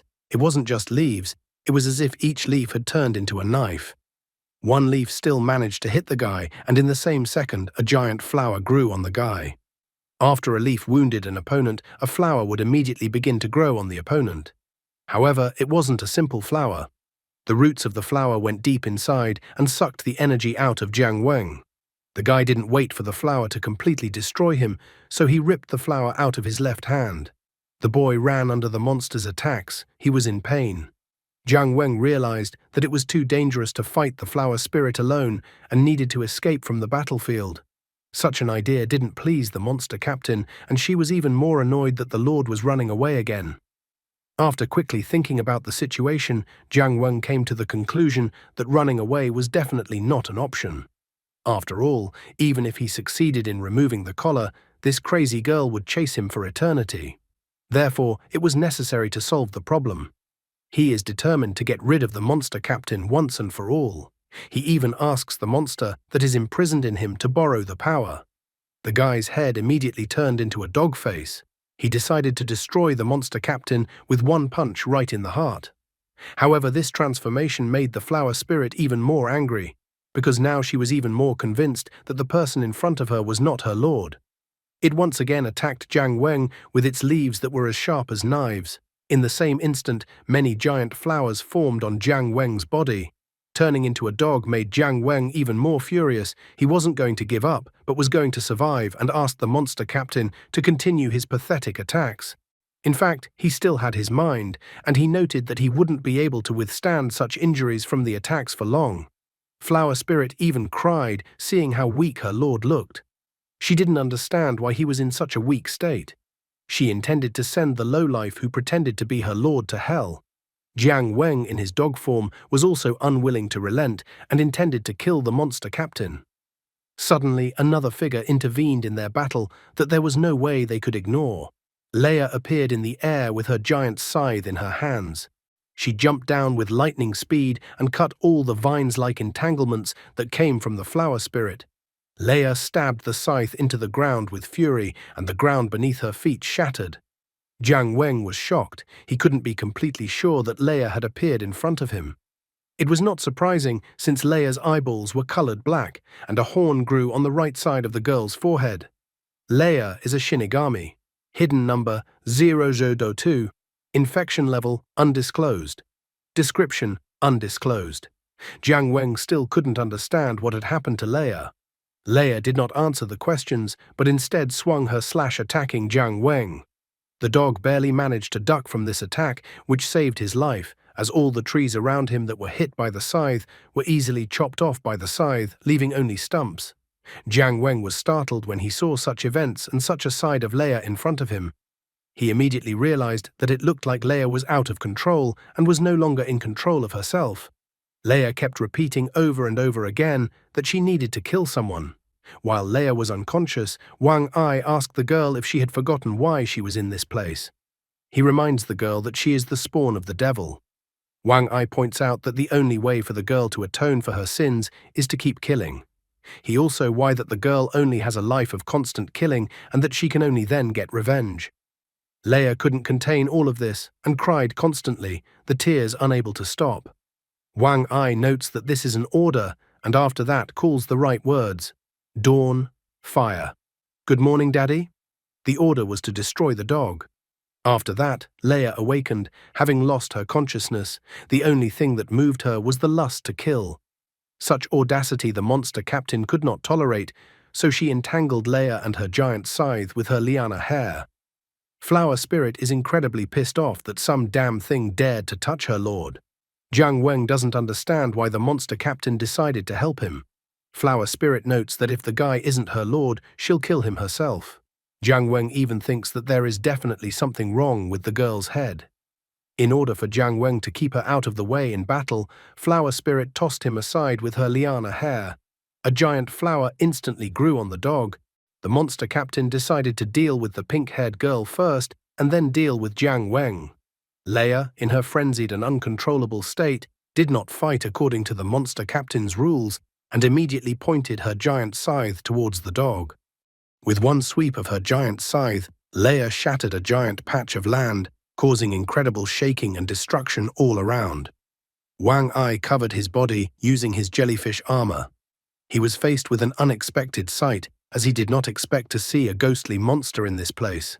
However, this was all to his advantage, as the more chaos, the better for him. Dispelling the jellyfish armor, Wang Ai decided to leave the battlefield and leave everything to Leia. He was sure that she would not stop until she had carried out her order. Leia couldn't control herself in such a state, and she kept continuing her attempts to chop Jiang Weng. The flower spirit couldn't let that happen, so she prevented Leia from reaching the guy with her scythe in every possible way. Jiang Weng realized that his strength was not enough to keep the situation under control. What bothered him the most was Leia, who was only getting stronger. He delved inside his subconscious and decided to ask for help from the monster inside him.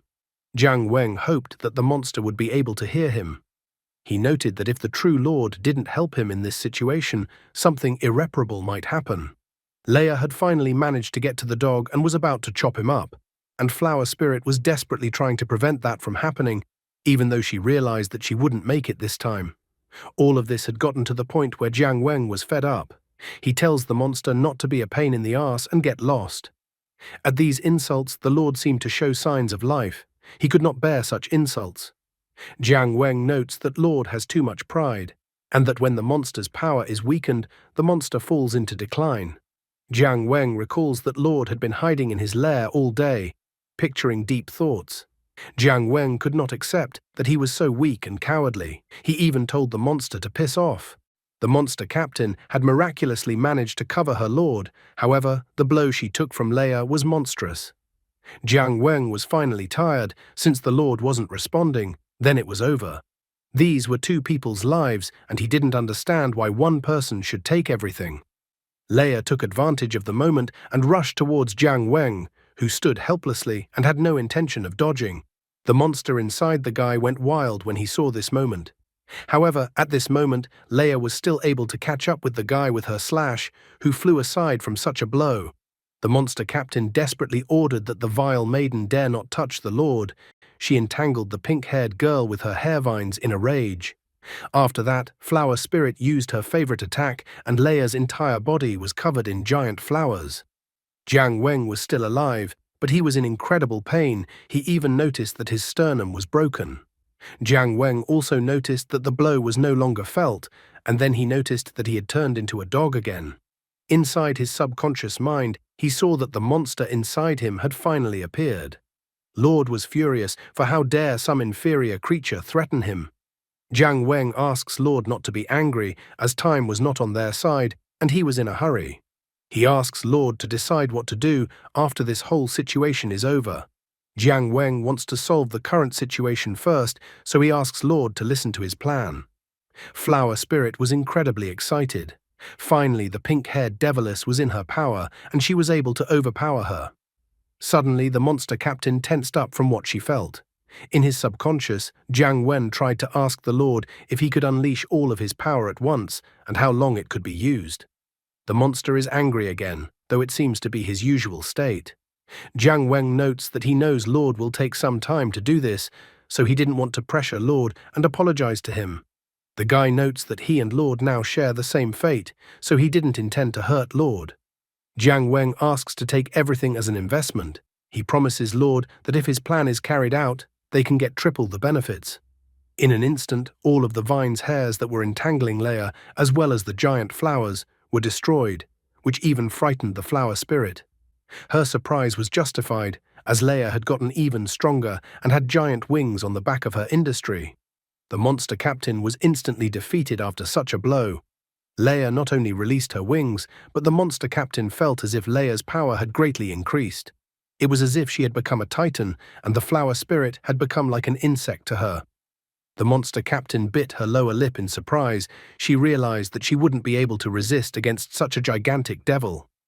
Meanwhile, Lord decides to believe the guy only once. He notes that if anything goes wrong, Jiang Weng will be cursed. Jiang Weng thanks Lord, and his body immediately gains previously unseen power. An unimaginable power poured into him. He increased in size, and red marks appeared on his body. The monster captain only looks annoyed at the attack that comes from the devil in her direction. She realizes that she doesn't stand a chance. However, at this moment, Jiang Weng bursts into the battlefield and knocks Leia down, causing him to save the flower spirit. The monster captain couldn't believe what happened at that moment. As soon as she saw the face of the one who saved her, she was incredibly surprised. Immediately after that, tears appeared in her eyes, so happy was she to see her lord. Jiang Weng hugged Leia and began to squeeze her, preventing her from attacking. Flower Spirit couldn't hide her tears. They kept pouring out of her eyes. The monster captain was so happy that her lord had finally returned. Leia, on the other hand, had yet to fulfill her order and continued her attempts to end the giant dog's life. Jiang Weng advised the girl not to try to break free, even though the guy realized that he wouldn't be able to restrain the devil for long. The Lord reports that he only has 5% of his reserves left, so the guy only has 20 seconds. Jiang Weng calls out to Hanabi. The girl is ecstatic. Her face even turned red because Lord finally called her by her name. Leia continued to break free from Jiang Weng's embrace. Jiang Weng informs Hanabi that he will restrain the devil and the girl should use her flowers to suck all the energy out of the devil. Hanabi worries that because of this, she might hurt her lord with her attack and the latter might die. However, Jiang Weng informs her that they don't have much time. Leia was creepily noisy even in this state and kept breaking out of the guy's embrace. Since the first plan didn't work, Jiang Weng uses a terrifying aura and informs that Hanabi's claims are too ridiculous since he is her lord, and she won't be able to kill him. Feeling the aura of her lord, the girl was immediately frightened. A moment later, she had already begun to carry out her lord's orders. Hanabi began to entangle her lord and the devil with her liana hair. Leia kept screaming about killing the giant dog. Hanabi decided that she would do whatever it takes to fulfill her lord's orders, so she decides to go all out with what strength she has left. Jiang Weng tries to reach Leia's mind. He asks that the girl hear him and remember that he is Jiang Weng. He promises that he will not hurt the girl. Jiang Weng asks for Leia to remember the beautiful moments they spent together. However, instead of coming to her senses, Leia bites the dog's nose. Jiang Weng complains that he is in pain and tells Leia to let him go. He's even angry, since he's the one who's the dog here and should be acting like this, not Leia. Jiang Weng notices that Leia is more like a dog now. Hanabi tries her best to follow her lord's orders. Jiang Weng calls the girl a crazy girl who laughs and as if she wants to die together. Jiang Weng removes the dog form and headbutts Leia in the forehead, telling her to wake up. The girl seems to start feeling something after that blow to her forehead and Hanabi's actions. Hanabi was in pain. She was crying, but she had to do her lord's bidding, plus he called her by name. Finally, from the place where the entangled giant dog and the devil were located, a giant flower bloomed out of the place and shot up into the sky. Leia began to regain consciousness and the color of her eyeball on her left eye turned white. Jiang Weng and Hanabi also appeared to be completely exhausted. As soon as it was over, Jiang Weng, Hanabi, and Leia collapsed to the ground after losing all their strength. In the morning of the same day, Shujie opened his eyes. He was lying on his bed and had a terrible headache. Next to Shujie was his mom, who asked him to wake up. Shujie was surprised to see his mom in Xiangyu. Also, a nurse entered his room. The nurse smilingly pointed out that there was nothing special about Shujie's case, and all he needed today was to drink lots of water. Shujie finally remembered that they had fun last night, and that was why he had such a condition. However, he absolutely could not remember what happened next. His mum even let out a heavy exhale when she heard her son's words. It took his mum some time to tell what had happened last night. He was surprised that so much had happened after he had passed out. Mum says that the specific details of the battle that happened last night were still being investigated. She reports that when the Xiangyu people arrived, the monsters were gone. Mum also notes that Leia woke up shortly afterward and she was fine.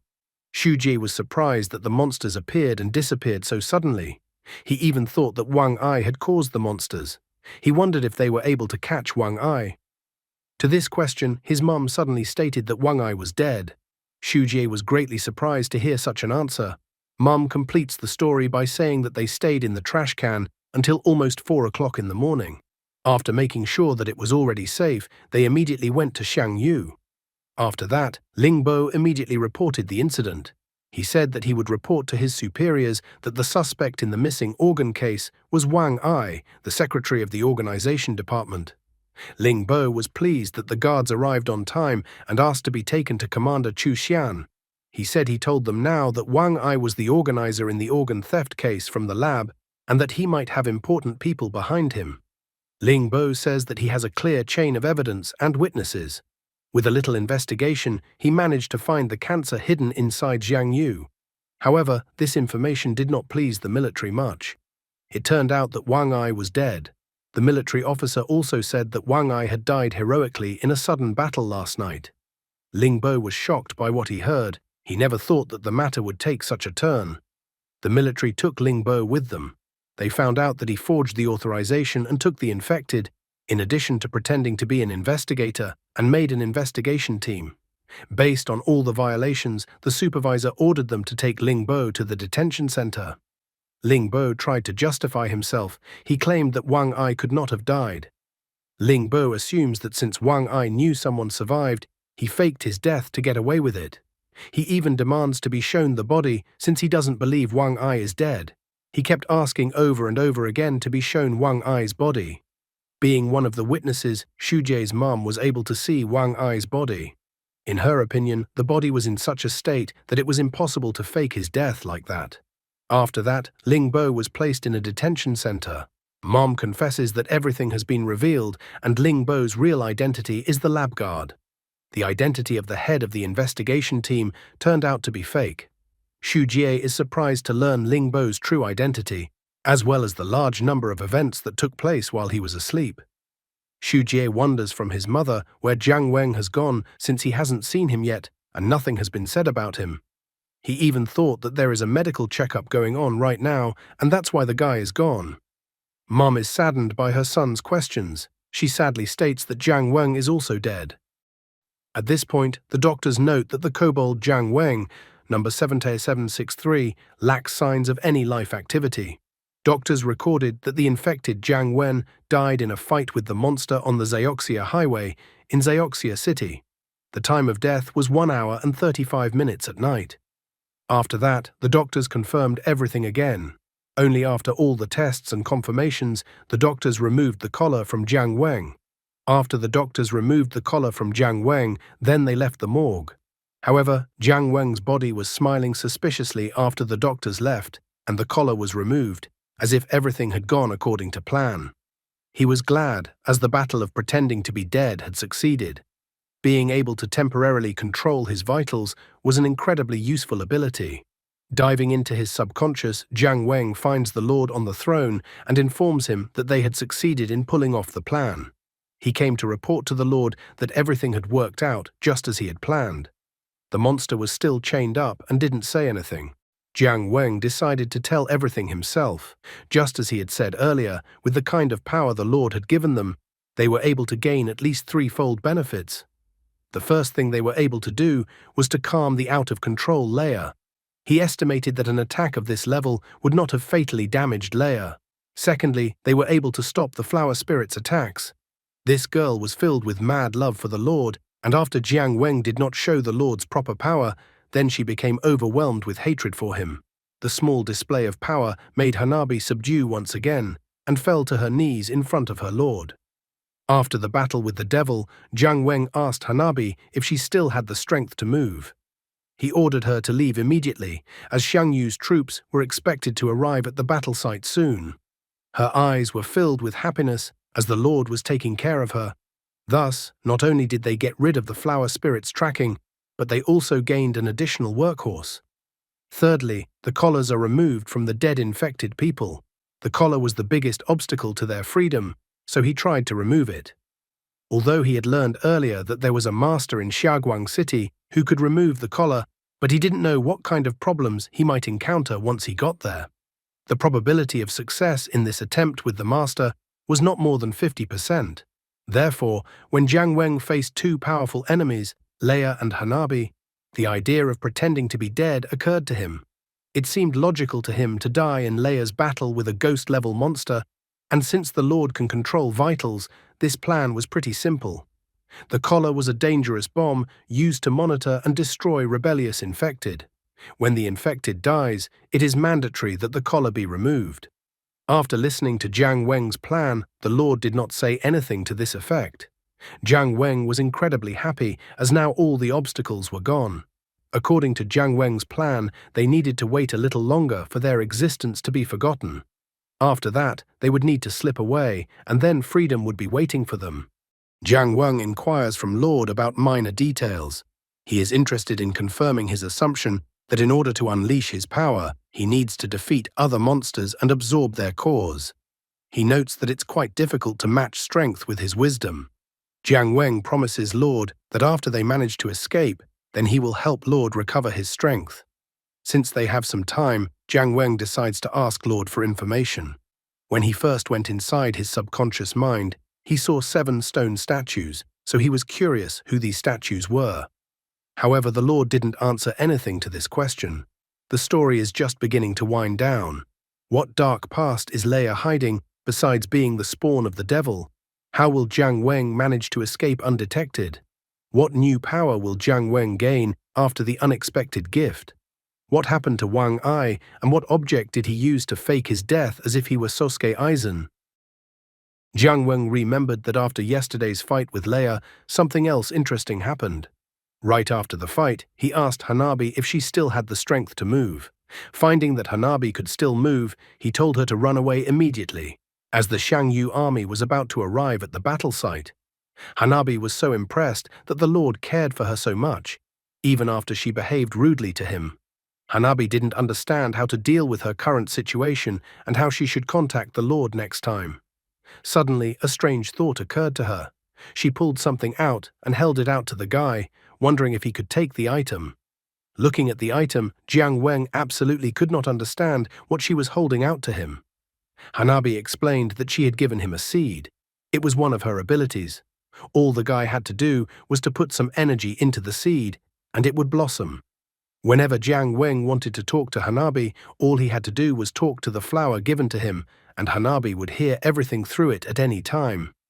Jiang Weng was slightly surprised and even pleased, because it was as if he had received a private line of communication that could not be tapped by others in any way. The guy wanted to ask the Lord for details about the gift Hanabi had left him. The moment the lad touched the seed, he felt some special movement from within. He realized that this strange attraction was not coming from Lord, then perhaps the strange attraction was from the stone statues. Lord closed his eyes as if confirming the guy's words, realizing that there was nothing else he could hide. Then the Lord asked if he meant the stone statues that were located in the hall. Looking around, the guy was still impressed with the given throne room and stone statues, and then confirmed that he was talking about those stone statues. The Lord didn't deny it, admitting that all the stone statues the guy could see were his subordinates. They helped him expand his territory and achieve great military successes. All of this lasted until the war that happened 10 years ago. The Lord confirmed that his subordinates were still alive. However, his subordinates could no longer use the energy that Lord had absorbed. He absorbed them while they were dying, and then someone sealed them with him. In order to revive his subordinates, one would need to find 7 specific anchors that had nothing to do with the power. Jiang Weng thought about what he had heard, but soon noted that since the stone statues showed a response to the seed he had received, then the seed could serve as that anchor. Suddenly, Jiang Weng noticed one of the statues that seemed to be reaching out to him. He couldn't take his eyes off it. Looking at the stone statue's outstretched hands, a thought came to his mind. He immediately took out the seed that Hanabi had given him. He then infused some spiritual energy into it and then placed the resulting flower directly into the stone statue's outstretched hands. At the same moment, a bright light began to emanate from the stone statue. The lad was shocked to see that such was the reaction of the stone statue to the seed received from Hanabi. Lord was also watching the events with interest. The light from the stone statue began to emanate in different directions more and more, and the stone statue began to crack. As soon as the statue cracked, a little girl who looked like Paimon, though more like Shia Poof from Hunter x Hunter, flew out of it. Official number YC1314, code name Golden Crow. Ability, an elf with a certain ability to control fire. The elf's speed is faster than a spark. Combined with her cloning ability, consciousness is shared between clones. The elf is an absolute expert tracker. Level, Ghost. Upon her appearance, Golden Crow immediately said hello to the boss. The Lord was surprised that Golden Crow was still able to appear in front of him. Flying up to the guy on her wings, Golden Crow explained that when she was still human, she was very fond of flowers, so this little obsession was the key to her resurrection. She noted that boss number 2 of the unholy fighters had received her signal. Hearing this treatment and noticing how cute the girl was, the guy asked her to call him Jiang Weng. Golden Crow was incredibly excited. She was so happy since she had been imprisoned in a stone statue for 10 years. She immediately decided to summon her sisters, although they were obviously clones. They all took turns to introduce themselves. Golden Crow number 1, Yoshi. Golden Crow number 2, Darcy. Golden Crow number 3, Touch the West. Golden Crow was so happy that she was finally free from her shackles, so she flew at full speed throughout the throne room. Jiang Weng was thrilled to see for the first time a little elf that could split into two. He wondered if other stone statues had such interesting abilities. Now he was finally able to feel great and was even able to smile. Jiang Weng calculated that the Lord only had 15% strength right now. He thought that 30% strength was a small goal. The guy wanted to reach this goal within 3 months, and then try to restore Lord's peak strength within half a year. Then they needed to find a way to unlock the remaining stone statues one by one, thinking that a 3-year plan and a 5-year policy would work perfectly, because they should improve both inside and outside and develop together. The mighty Lord positively appreciated the guy's efforts and the plan he proposed. Jiang Weng realized that this kind of big cake painting trick was the boss's real legacy from his past life. The Lord looked powerful and overbearing, but was very susceptible to this trick. Soon there was the sound of running feet. It was Xu Jie running to take a look at his friend's body. However, the only thing he found in the operating room was Leia, who was incredibly upset and sitting in the corner of the operating room. Hearing someone enter the operating room, Leia looked up and you could see how incredibly upset she was and had tears in her eyes. Seeing the guy, she burst into tears like a little girl. She was sorry that the dog was dead. She was sorry that she had lost control again and killed the dog. Xu Jie was shocked to find Leia like this, trying to realize that his friend was gone. Xu Jie asked the doctor to let them just take one last look at Jiang Weng. After all, he was their good friend. Leia also started begging the doctor to look at the guy's body. Eventually the doctor gave in, informing the guy and the girl that they only had 10 minutes to say goodbye to Jiang Weng. After entering the room where Jiang Weng was, the friends began to walk towards him with heavy footsteps. As soon as Xu Jie saw his friend lying there, tears started to appear in his eyes at the same moment. Leia immediately burst into tears as she continued to blame herself for killing him. Jiang Weng could observe everything that was happening as if from the outside, looking at the distraught new friends. As he watched his friends saddened and crying, he noted inside himself that Leia had not killed him. The guy knew that if he died like that, Leia would feel guilty for the rest of his life. Golden Crow noticed that the guy was hesitating and that he might wish he could wake up right now and comfort Leia. However, clutching his head with his hands, he didn't understand why he was even thinking about it. After all, Leia has such a playful nature that she forgets everything after only 3 days. So compared to that, of course his freedom was more important. Besides, he had only known his new friends for 1 week. Nevertheless, he continued to watch his crying friends from the sidelines. Golden Crow called for Lord's help already, noting that the guy was hesitating, and after all, if the guy woke up now, the whole plan would fail. Lord greeted the guy again. However, the guy once again abruptly sat down on the bed from a lying position. Leia, Xu Jie, and even the doctors were all in complete shock after seeing this. Jiang Weng laughingly announced that he had slept for too long and that he had a dream about how he died. He even greeted Leia and Xu Jie. The guy actually showed that he was willing to sacrifice his personal freedom for his friends, ruining the whole original plan. The doctors and everyone else started calling the guy a quack. Their cries were so loud that they even scared a nurse walking down the hallway past the room. Seeing Leia crying, Jiang Weng asked her why she was crying. He pointed out that he wasn't dead and even offered to hug the girl if that was what she wanted. Leia turned her back to the guy and started to run away. All these actions caused Xu Jie to yell at the doctors and point at the guy. Jiang Weng realized that girls were always difficult to deal with.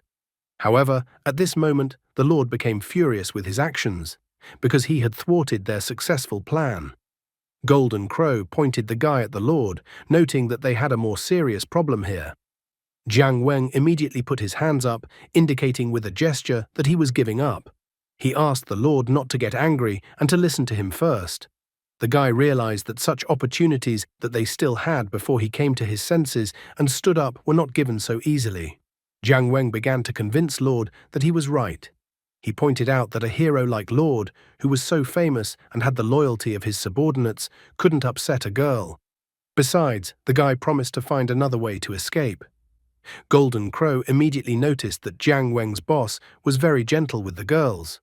The Lord was enraged. He declared that he would scare the guy to death. As a result, the second escape plan was automatically cancelled, so Jiang Weng failed. Nevertheless, the guy didn't despair, noting that they didn't need to worry now. Now that Hanabi was outside and Golden Crow was inside, it was quite easy for them to escape. The lad decided that compared to walking alone, perhaps now the Lord could have more freedom. Meanwhile, in the organizational division, one of the military arrived to report the situation to the superior. The subordinate showed the chief the photos of Jiang Wen and Xu Jie, and then he reported that with the exception of Leia, these two were involved in the chain of events of last night. The boss stared intently at the photo of Jiang Weng that he held in his hands while thinking about something. The guy had foiled his escape plan so easily because of his new friends that it might have undermined his newly established trusting relationship with the Lord. Jiang Weng managed to attract unwanted attention from his superior after the incident. What will be Jiang Weng's next plan to escape or continue his investigation to find the Zero infected?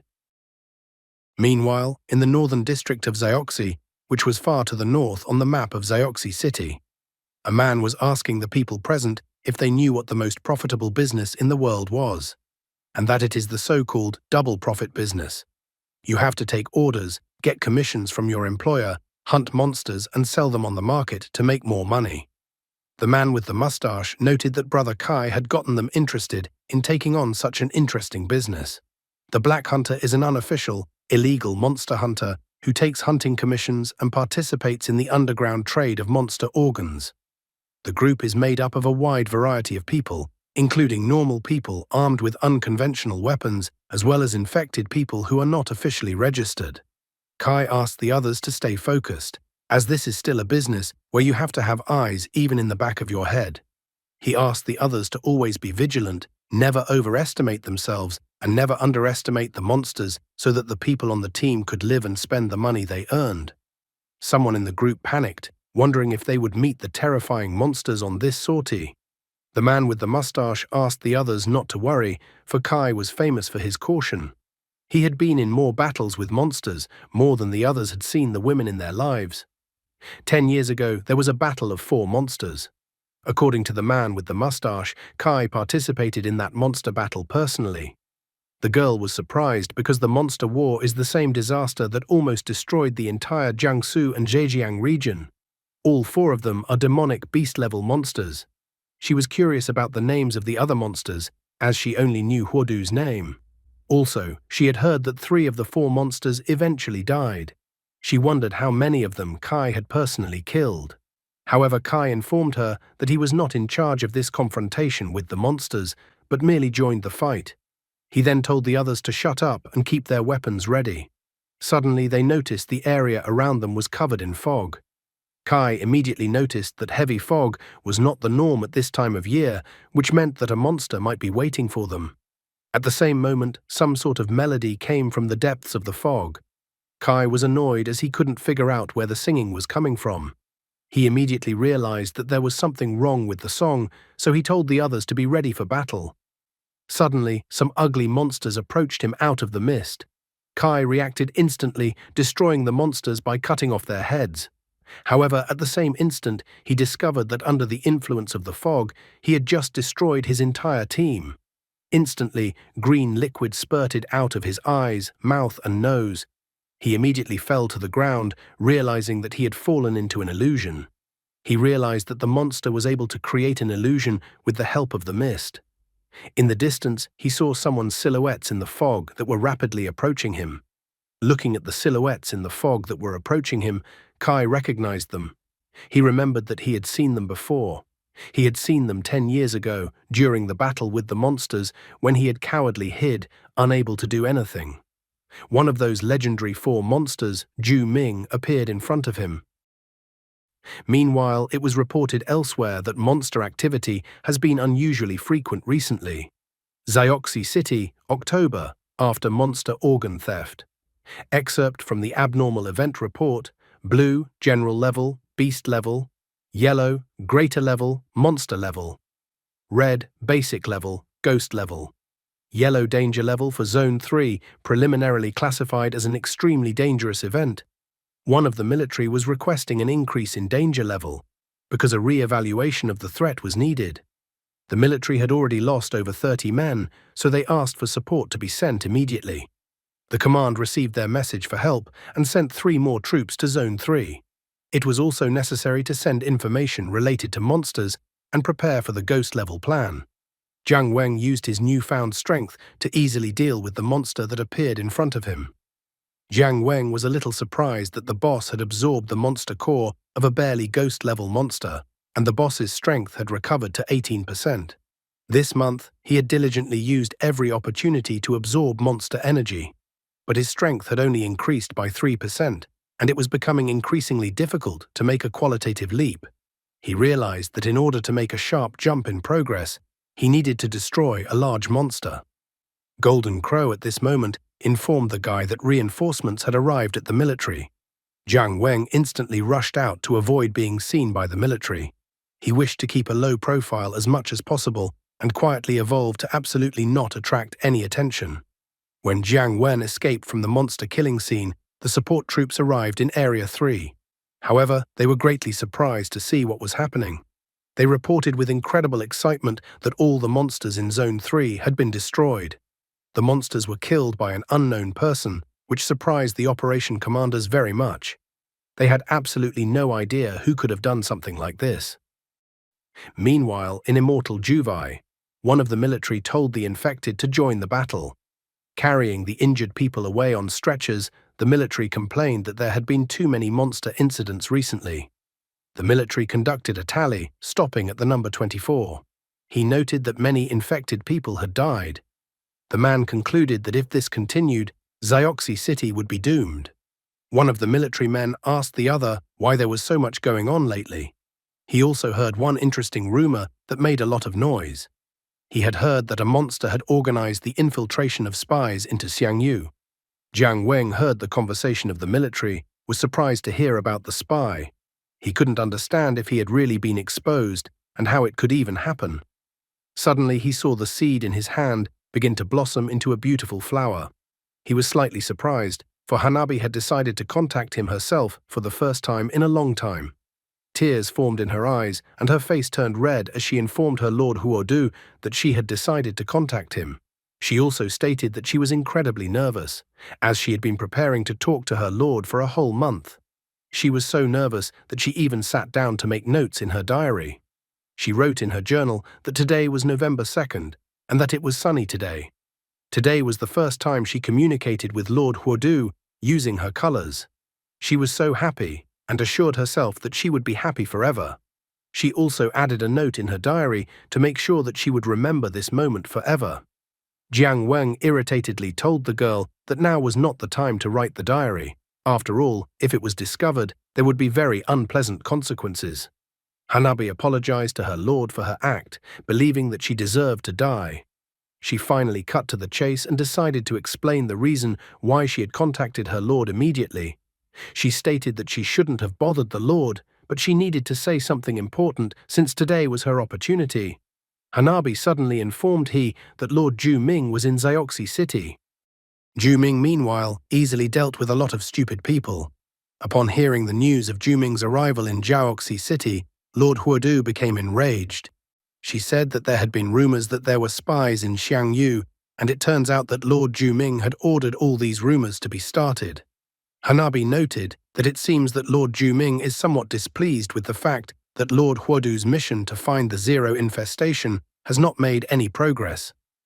Hanabi was furious, not understanding why Lord Ju Ming should be displeased. She was displeased, recalling that Lord Huodu had suppressed Lord Ju Ming all these years. And now Lord Juming dared to tell Lord Huodu what to do. She even wanted to kill Lord Juming. However, with tears in her eyes, she realized that she could not defeat him, as Lord Huodu's other supporters were powerless, so she could only protest. For her powerlessness, she kept apologizing to Lord Huodu over and over again. Eventually, Hanabi confessed that Lord Juming had asked her to give Lord Huodu a new mission. Lord Juming had assigned the task of killing Chu Xian, a high-ranking Xianju officer. Jiang Weng was a bit puzzled by such a task. Hanabi explained that Lord Juming had informed him that this task should be easier than finding a zero infected with Lord Huodu's current abilities. Lord Juming clearly indicated that his requirement should be fulfilled within 2 days. If his demand was not met within the specified time frame, or if Lord Huodu refused, then Lord Juming would reveal Lord Huodu's identity as a spy. Jiang Weng was incredibly surprised that someone from outside could reveal to the military the identity of a spy. He began to ponder over the information he received from Hanabi. It was necessary to kill a high-ranking officer in 2 days. Even if he is a high-ranking officer, it can't be that simple. Even if he succeeds in killing Chu Xian, he will not be able to leave unharmed afterward. If he doesn't kill Chu Xian, then his identity will be revealed and he will die. Whatever choice he made, he realized that Lord Juming was determined to deceive him. Moreover, he feared that Lord Juming might have other evil intentions. In addition, the problem was serious because Juming was the same level as Lord Huodu. Around the guy, the military was already abuzz with rumors of spy monsters appearing in Xiangyu. They couldn't wait to find out the information about which infected person had further turned into a monster. They were now more aware that if the rumors were true, it was no wonder that so much had happened recently. The military officer told all infected people to undergo a medical examination immediately. He also stated that those with abnormal levels of infection would be sent to an isolation center immediately. Xu Jie asked the military man what all this inspection was for and whether the military suspected that the mutation of the infected people was out of control. He also began to complain that the battle had just ended. Everyone was very tired, and many people were seriously injured since the battle had been so tiring. Other infected people also began to protest the military's decision. They were outraged that the military told them to fight monsters, but doubted them. The infected one by one joined the protest against the military and the new medical examination at this moment. The infected people were incredibly angry. They didn't understand why they were being treated like prisoners or captives. Although they were infected people, they were also human beings first and foremost.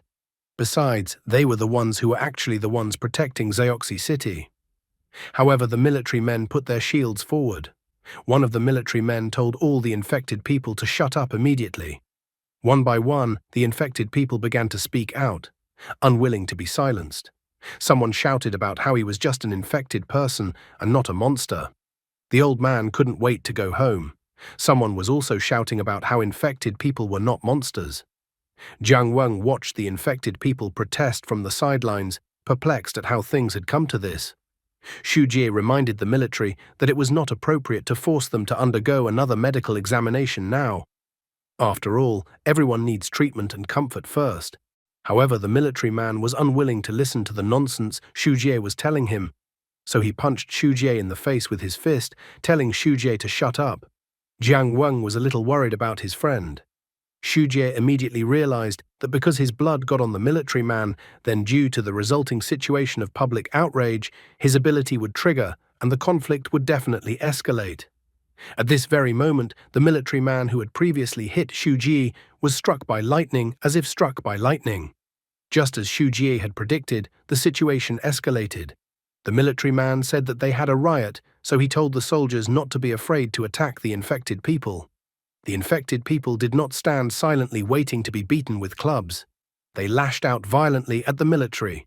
Xu Jie, being in the crowd, continued for everyone not to be so impulsive. The crowd of people during the crush carried Jiang Weng in the other direction from his friend. The guy quickly considered the situation. Right now, everything was in chaos, with internal and external problems. He came to the conclusion that the ultimate goal of Juming's arrival in Zioxi City must be related to the destruction of Xiangyu, the central part of Zioxi City. Frequent monster actions and conflicts among humans. So many bad events happened one after another that the guy kept feeling that something was wrong. He also realized that when characters like Ju Ming intervened, trouble would start coming one after another.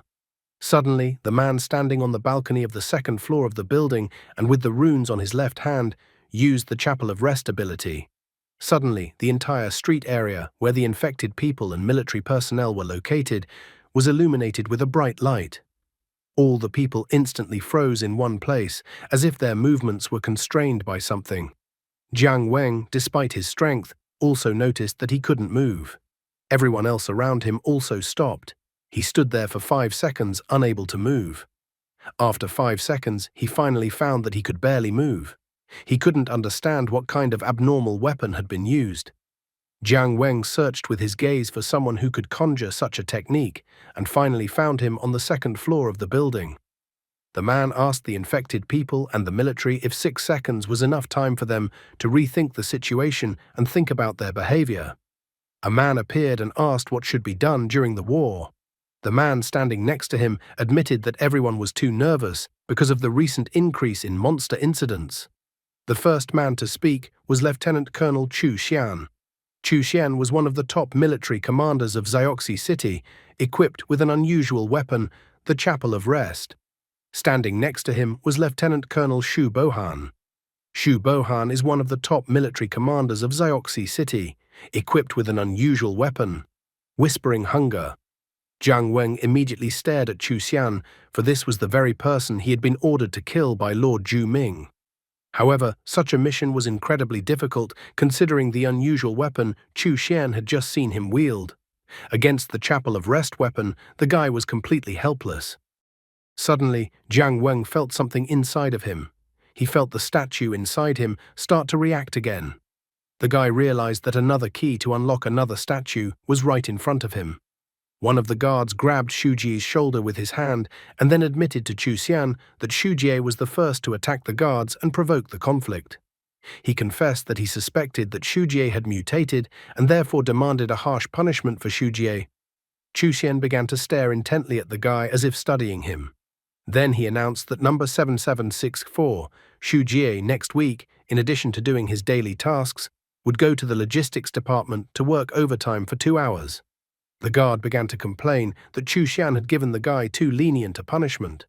Xu Jie didn't argue and only accepted the punishment Chu Xian gave him.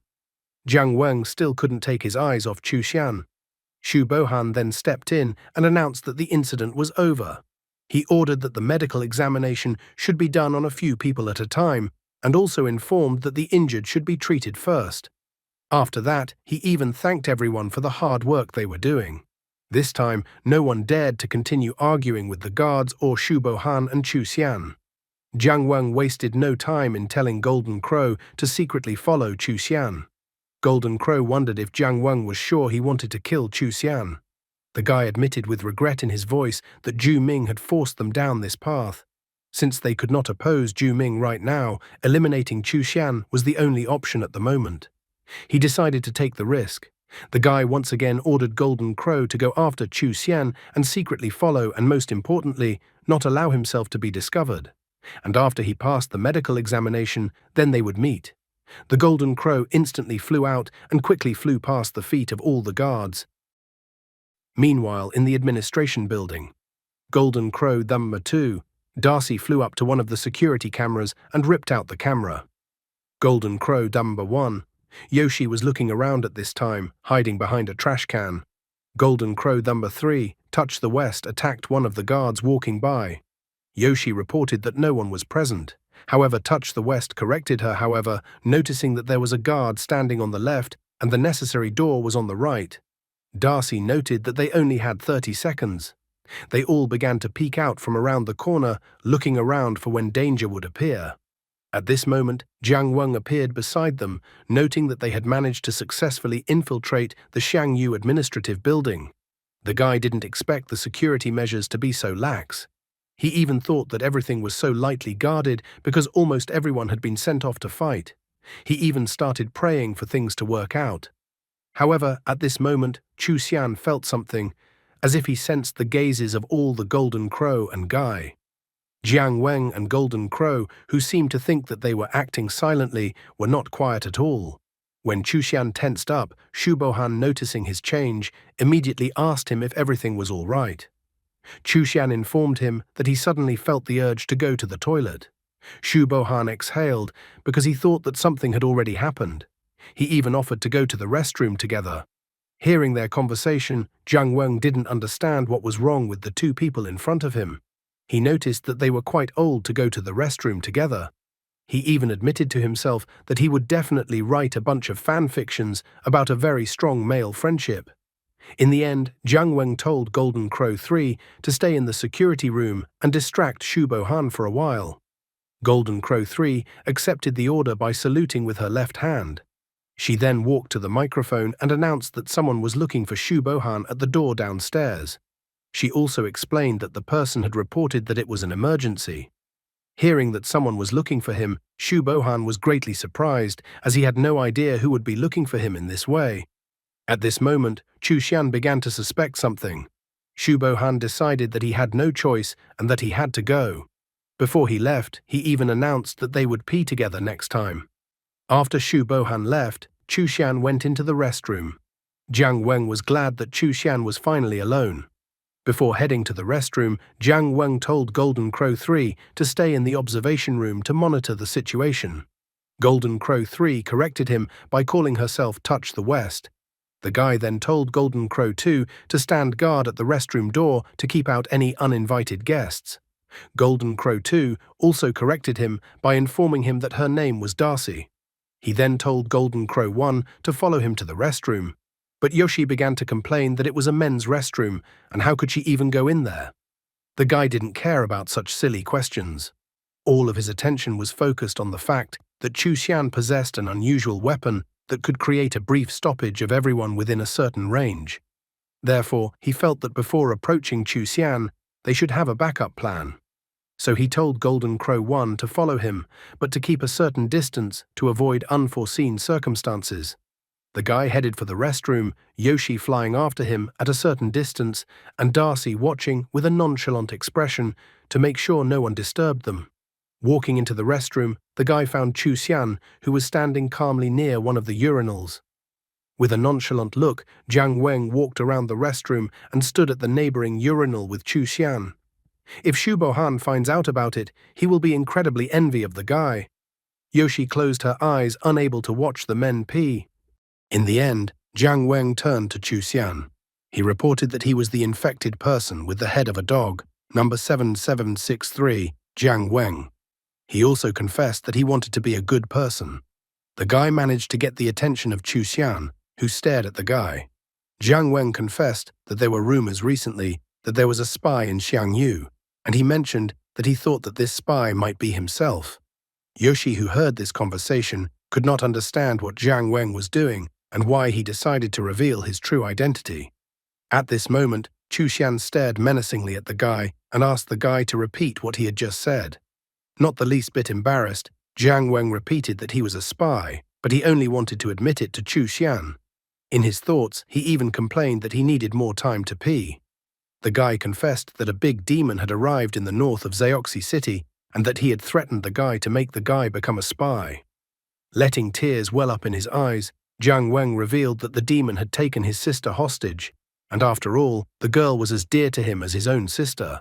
Therefore, with sadness in his voice, he stated that he could not disobey the demon. Looking out from behind the corner, Yoshi realized that the guy seemed to be up to something. The guy's head began to turn into a dog's head, and his body was enveloped by lightning as he declared that even if he dies, he must kill Chu Xian. The man stared at the guy with a shrewd gaze. At this moment, Shu Bohan arrived at the first floor. He discovered quite quickly that no one was there and that it was probably some kind of prank. He arrived at the office, but Chu Xian was not in his office. So he went back to the restroom, but as soon as he opened the restroom door, Chu Xian's body fell from there. Meanwhile, in the north of Zioxi City, Hanabi began to look for Lord Juming. She happily reported that Lord Huodu had succeeded in doing what Lord Juming had asked him to do. She once again reported that Lord Huodu had killed the target, Chu Xian. The monsters were shocked that Lord Huodu was able to kill Chu Xian so quickly. It took him less than 1 day to destroy Chu Xian. The monsters couldn't believe it because Chu Xian was known to be the strongest barrier of Xiangyu. The monsters were shocked that Chu Xian was destroyed in one fell swoop. They were even anticipating how fast they would be able to capture Xiangyu now. The boar was glad that Lord Huodu had once again returned to Olympus. He was glad that the Lord had turned out to be really cool. However, another monster corrected the boar's words. Monster said that everything had only worked out because of Lord Ju Ming's good leadership. He stated that everything only worked out because Lord Ju Ming gave Lord Huodu good motivation. Everyone began to shout out Lord Ju Ming's name. The boar, realizing that he was powerless to do anything now, covered his mouth with his hand and started shouting out the words along with the others. However, Lord Ju Ming was not joyful like all the other monsters around him. 10 years ago, before the Battle of the Four Monsters, while in the dilapidated building, Ju Ming told Huodu that humans were just lowly creatures full of weaknesses. He saw through their self-deception and vanity, but they covered themselves with concepts such as friendship, family affection, a sense of shame, and a sense of honor. Ju Ming believed that people could be killed easily. He said that there are so-called schools in the south of Zhejiang province. There were still human children gathered in these places. In addition, there were more than 10 such places. Ju Ming believed that one could easily capture them and make puppets out of them. Besides, one of his monsters is their favorite. And then he wanted to let these crazy little ghosts infiltrate emotionally rich adults, watching them suffer and fall down. He even called it true beauty. However, Lord Huodu did not share his interests and notions of beauty. He called Ju Ming an idiot, noting that such an approach would only make people even more angry. He also said that the idea Ju Ming is telling him about is incredibly stupid and is only needed to satisfy his perverted whims. Furthermore, the most important thing was that he didn't like Ju Ming's dirty tricks.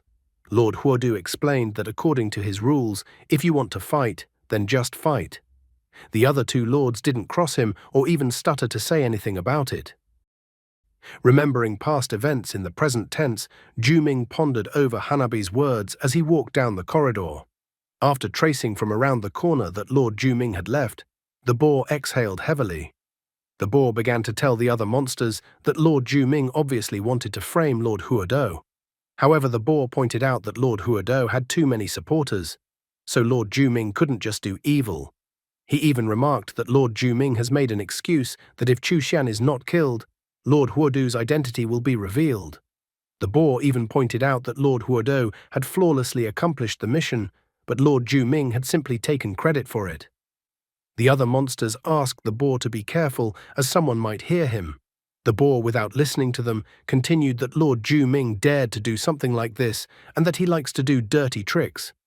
Suddenly, the monsters in front of the boar trembled in fright. The boar did not pay any attention to their reaction at all. He even enthusiastically declared that if Lord Ju Ming dared to harm Lord Huodu, he would personally beat him up personally because he had a bad temper. The monsters standing in front of the boar were about to piss their pants in fear. Only now did the boar notice the strange reaction of the monsters. Behind the boar were several giant snakes. The boar realized that perhaps his end had come. The snakes were so gigantic that the monsters looked like ants in comparison. Meanwhile, the alarm was raised in Xiangyu. All the guards put on their weapons and went on alert. Xu Bohan announced that until the murderer was found, not even a fly was allowed to leave Xiangyu. Jiang Weng meanwhile returned to his room, which looked more like a prison cell. Golden Crow announced martial law had been declared in all of Xiangju.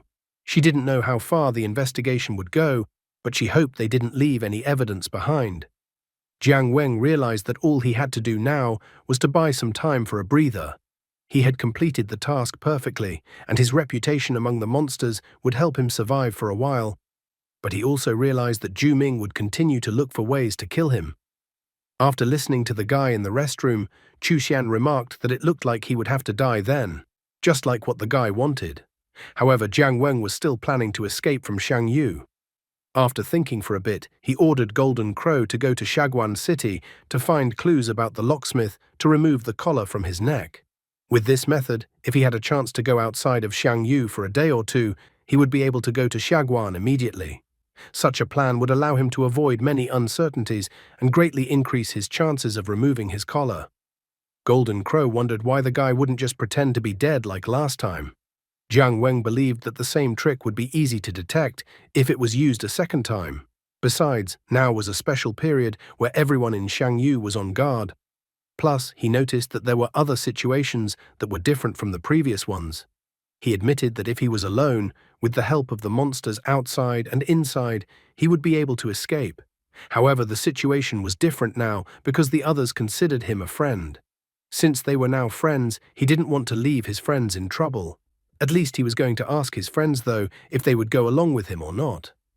The only one he wasn't sure about was Ling Bo, who he wanted to cross off his friends list. Did the guy take offense to the way Ling Bo had set him up? And that's all for today. Thank you very much for watching the video. If you would like to see a sequel, please like, subscribe to the channel, and leave your wishes in the comments. You can also subscribe to Telegram to know about new videos. Bye everybody.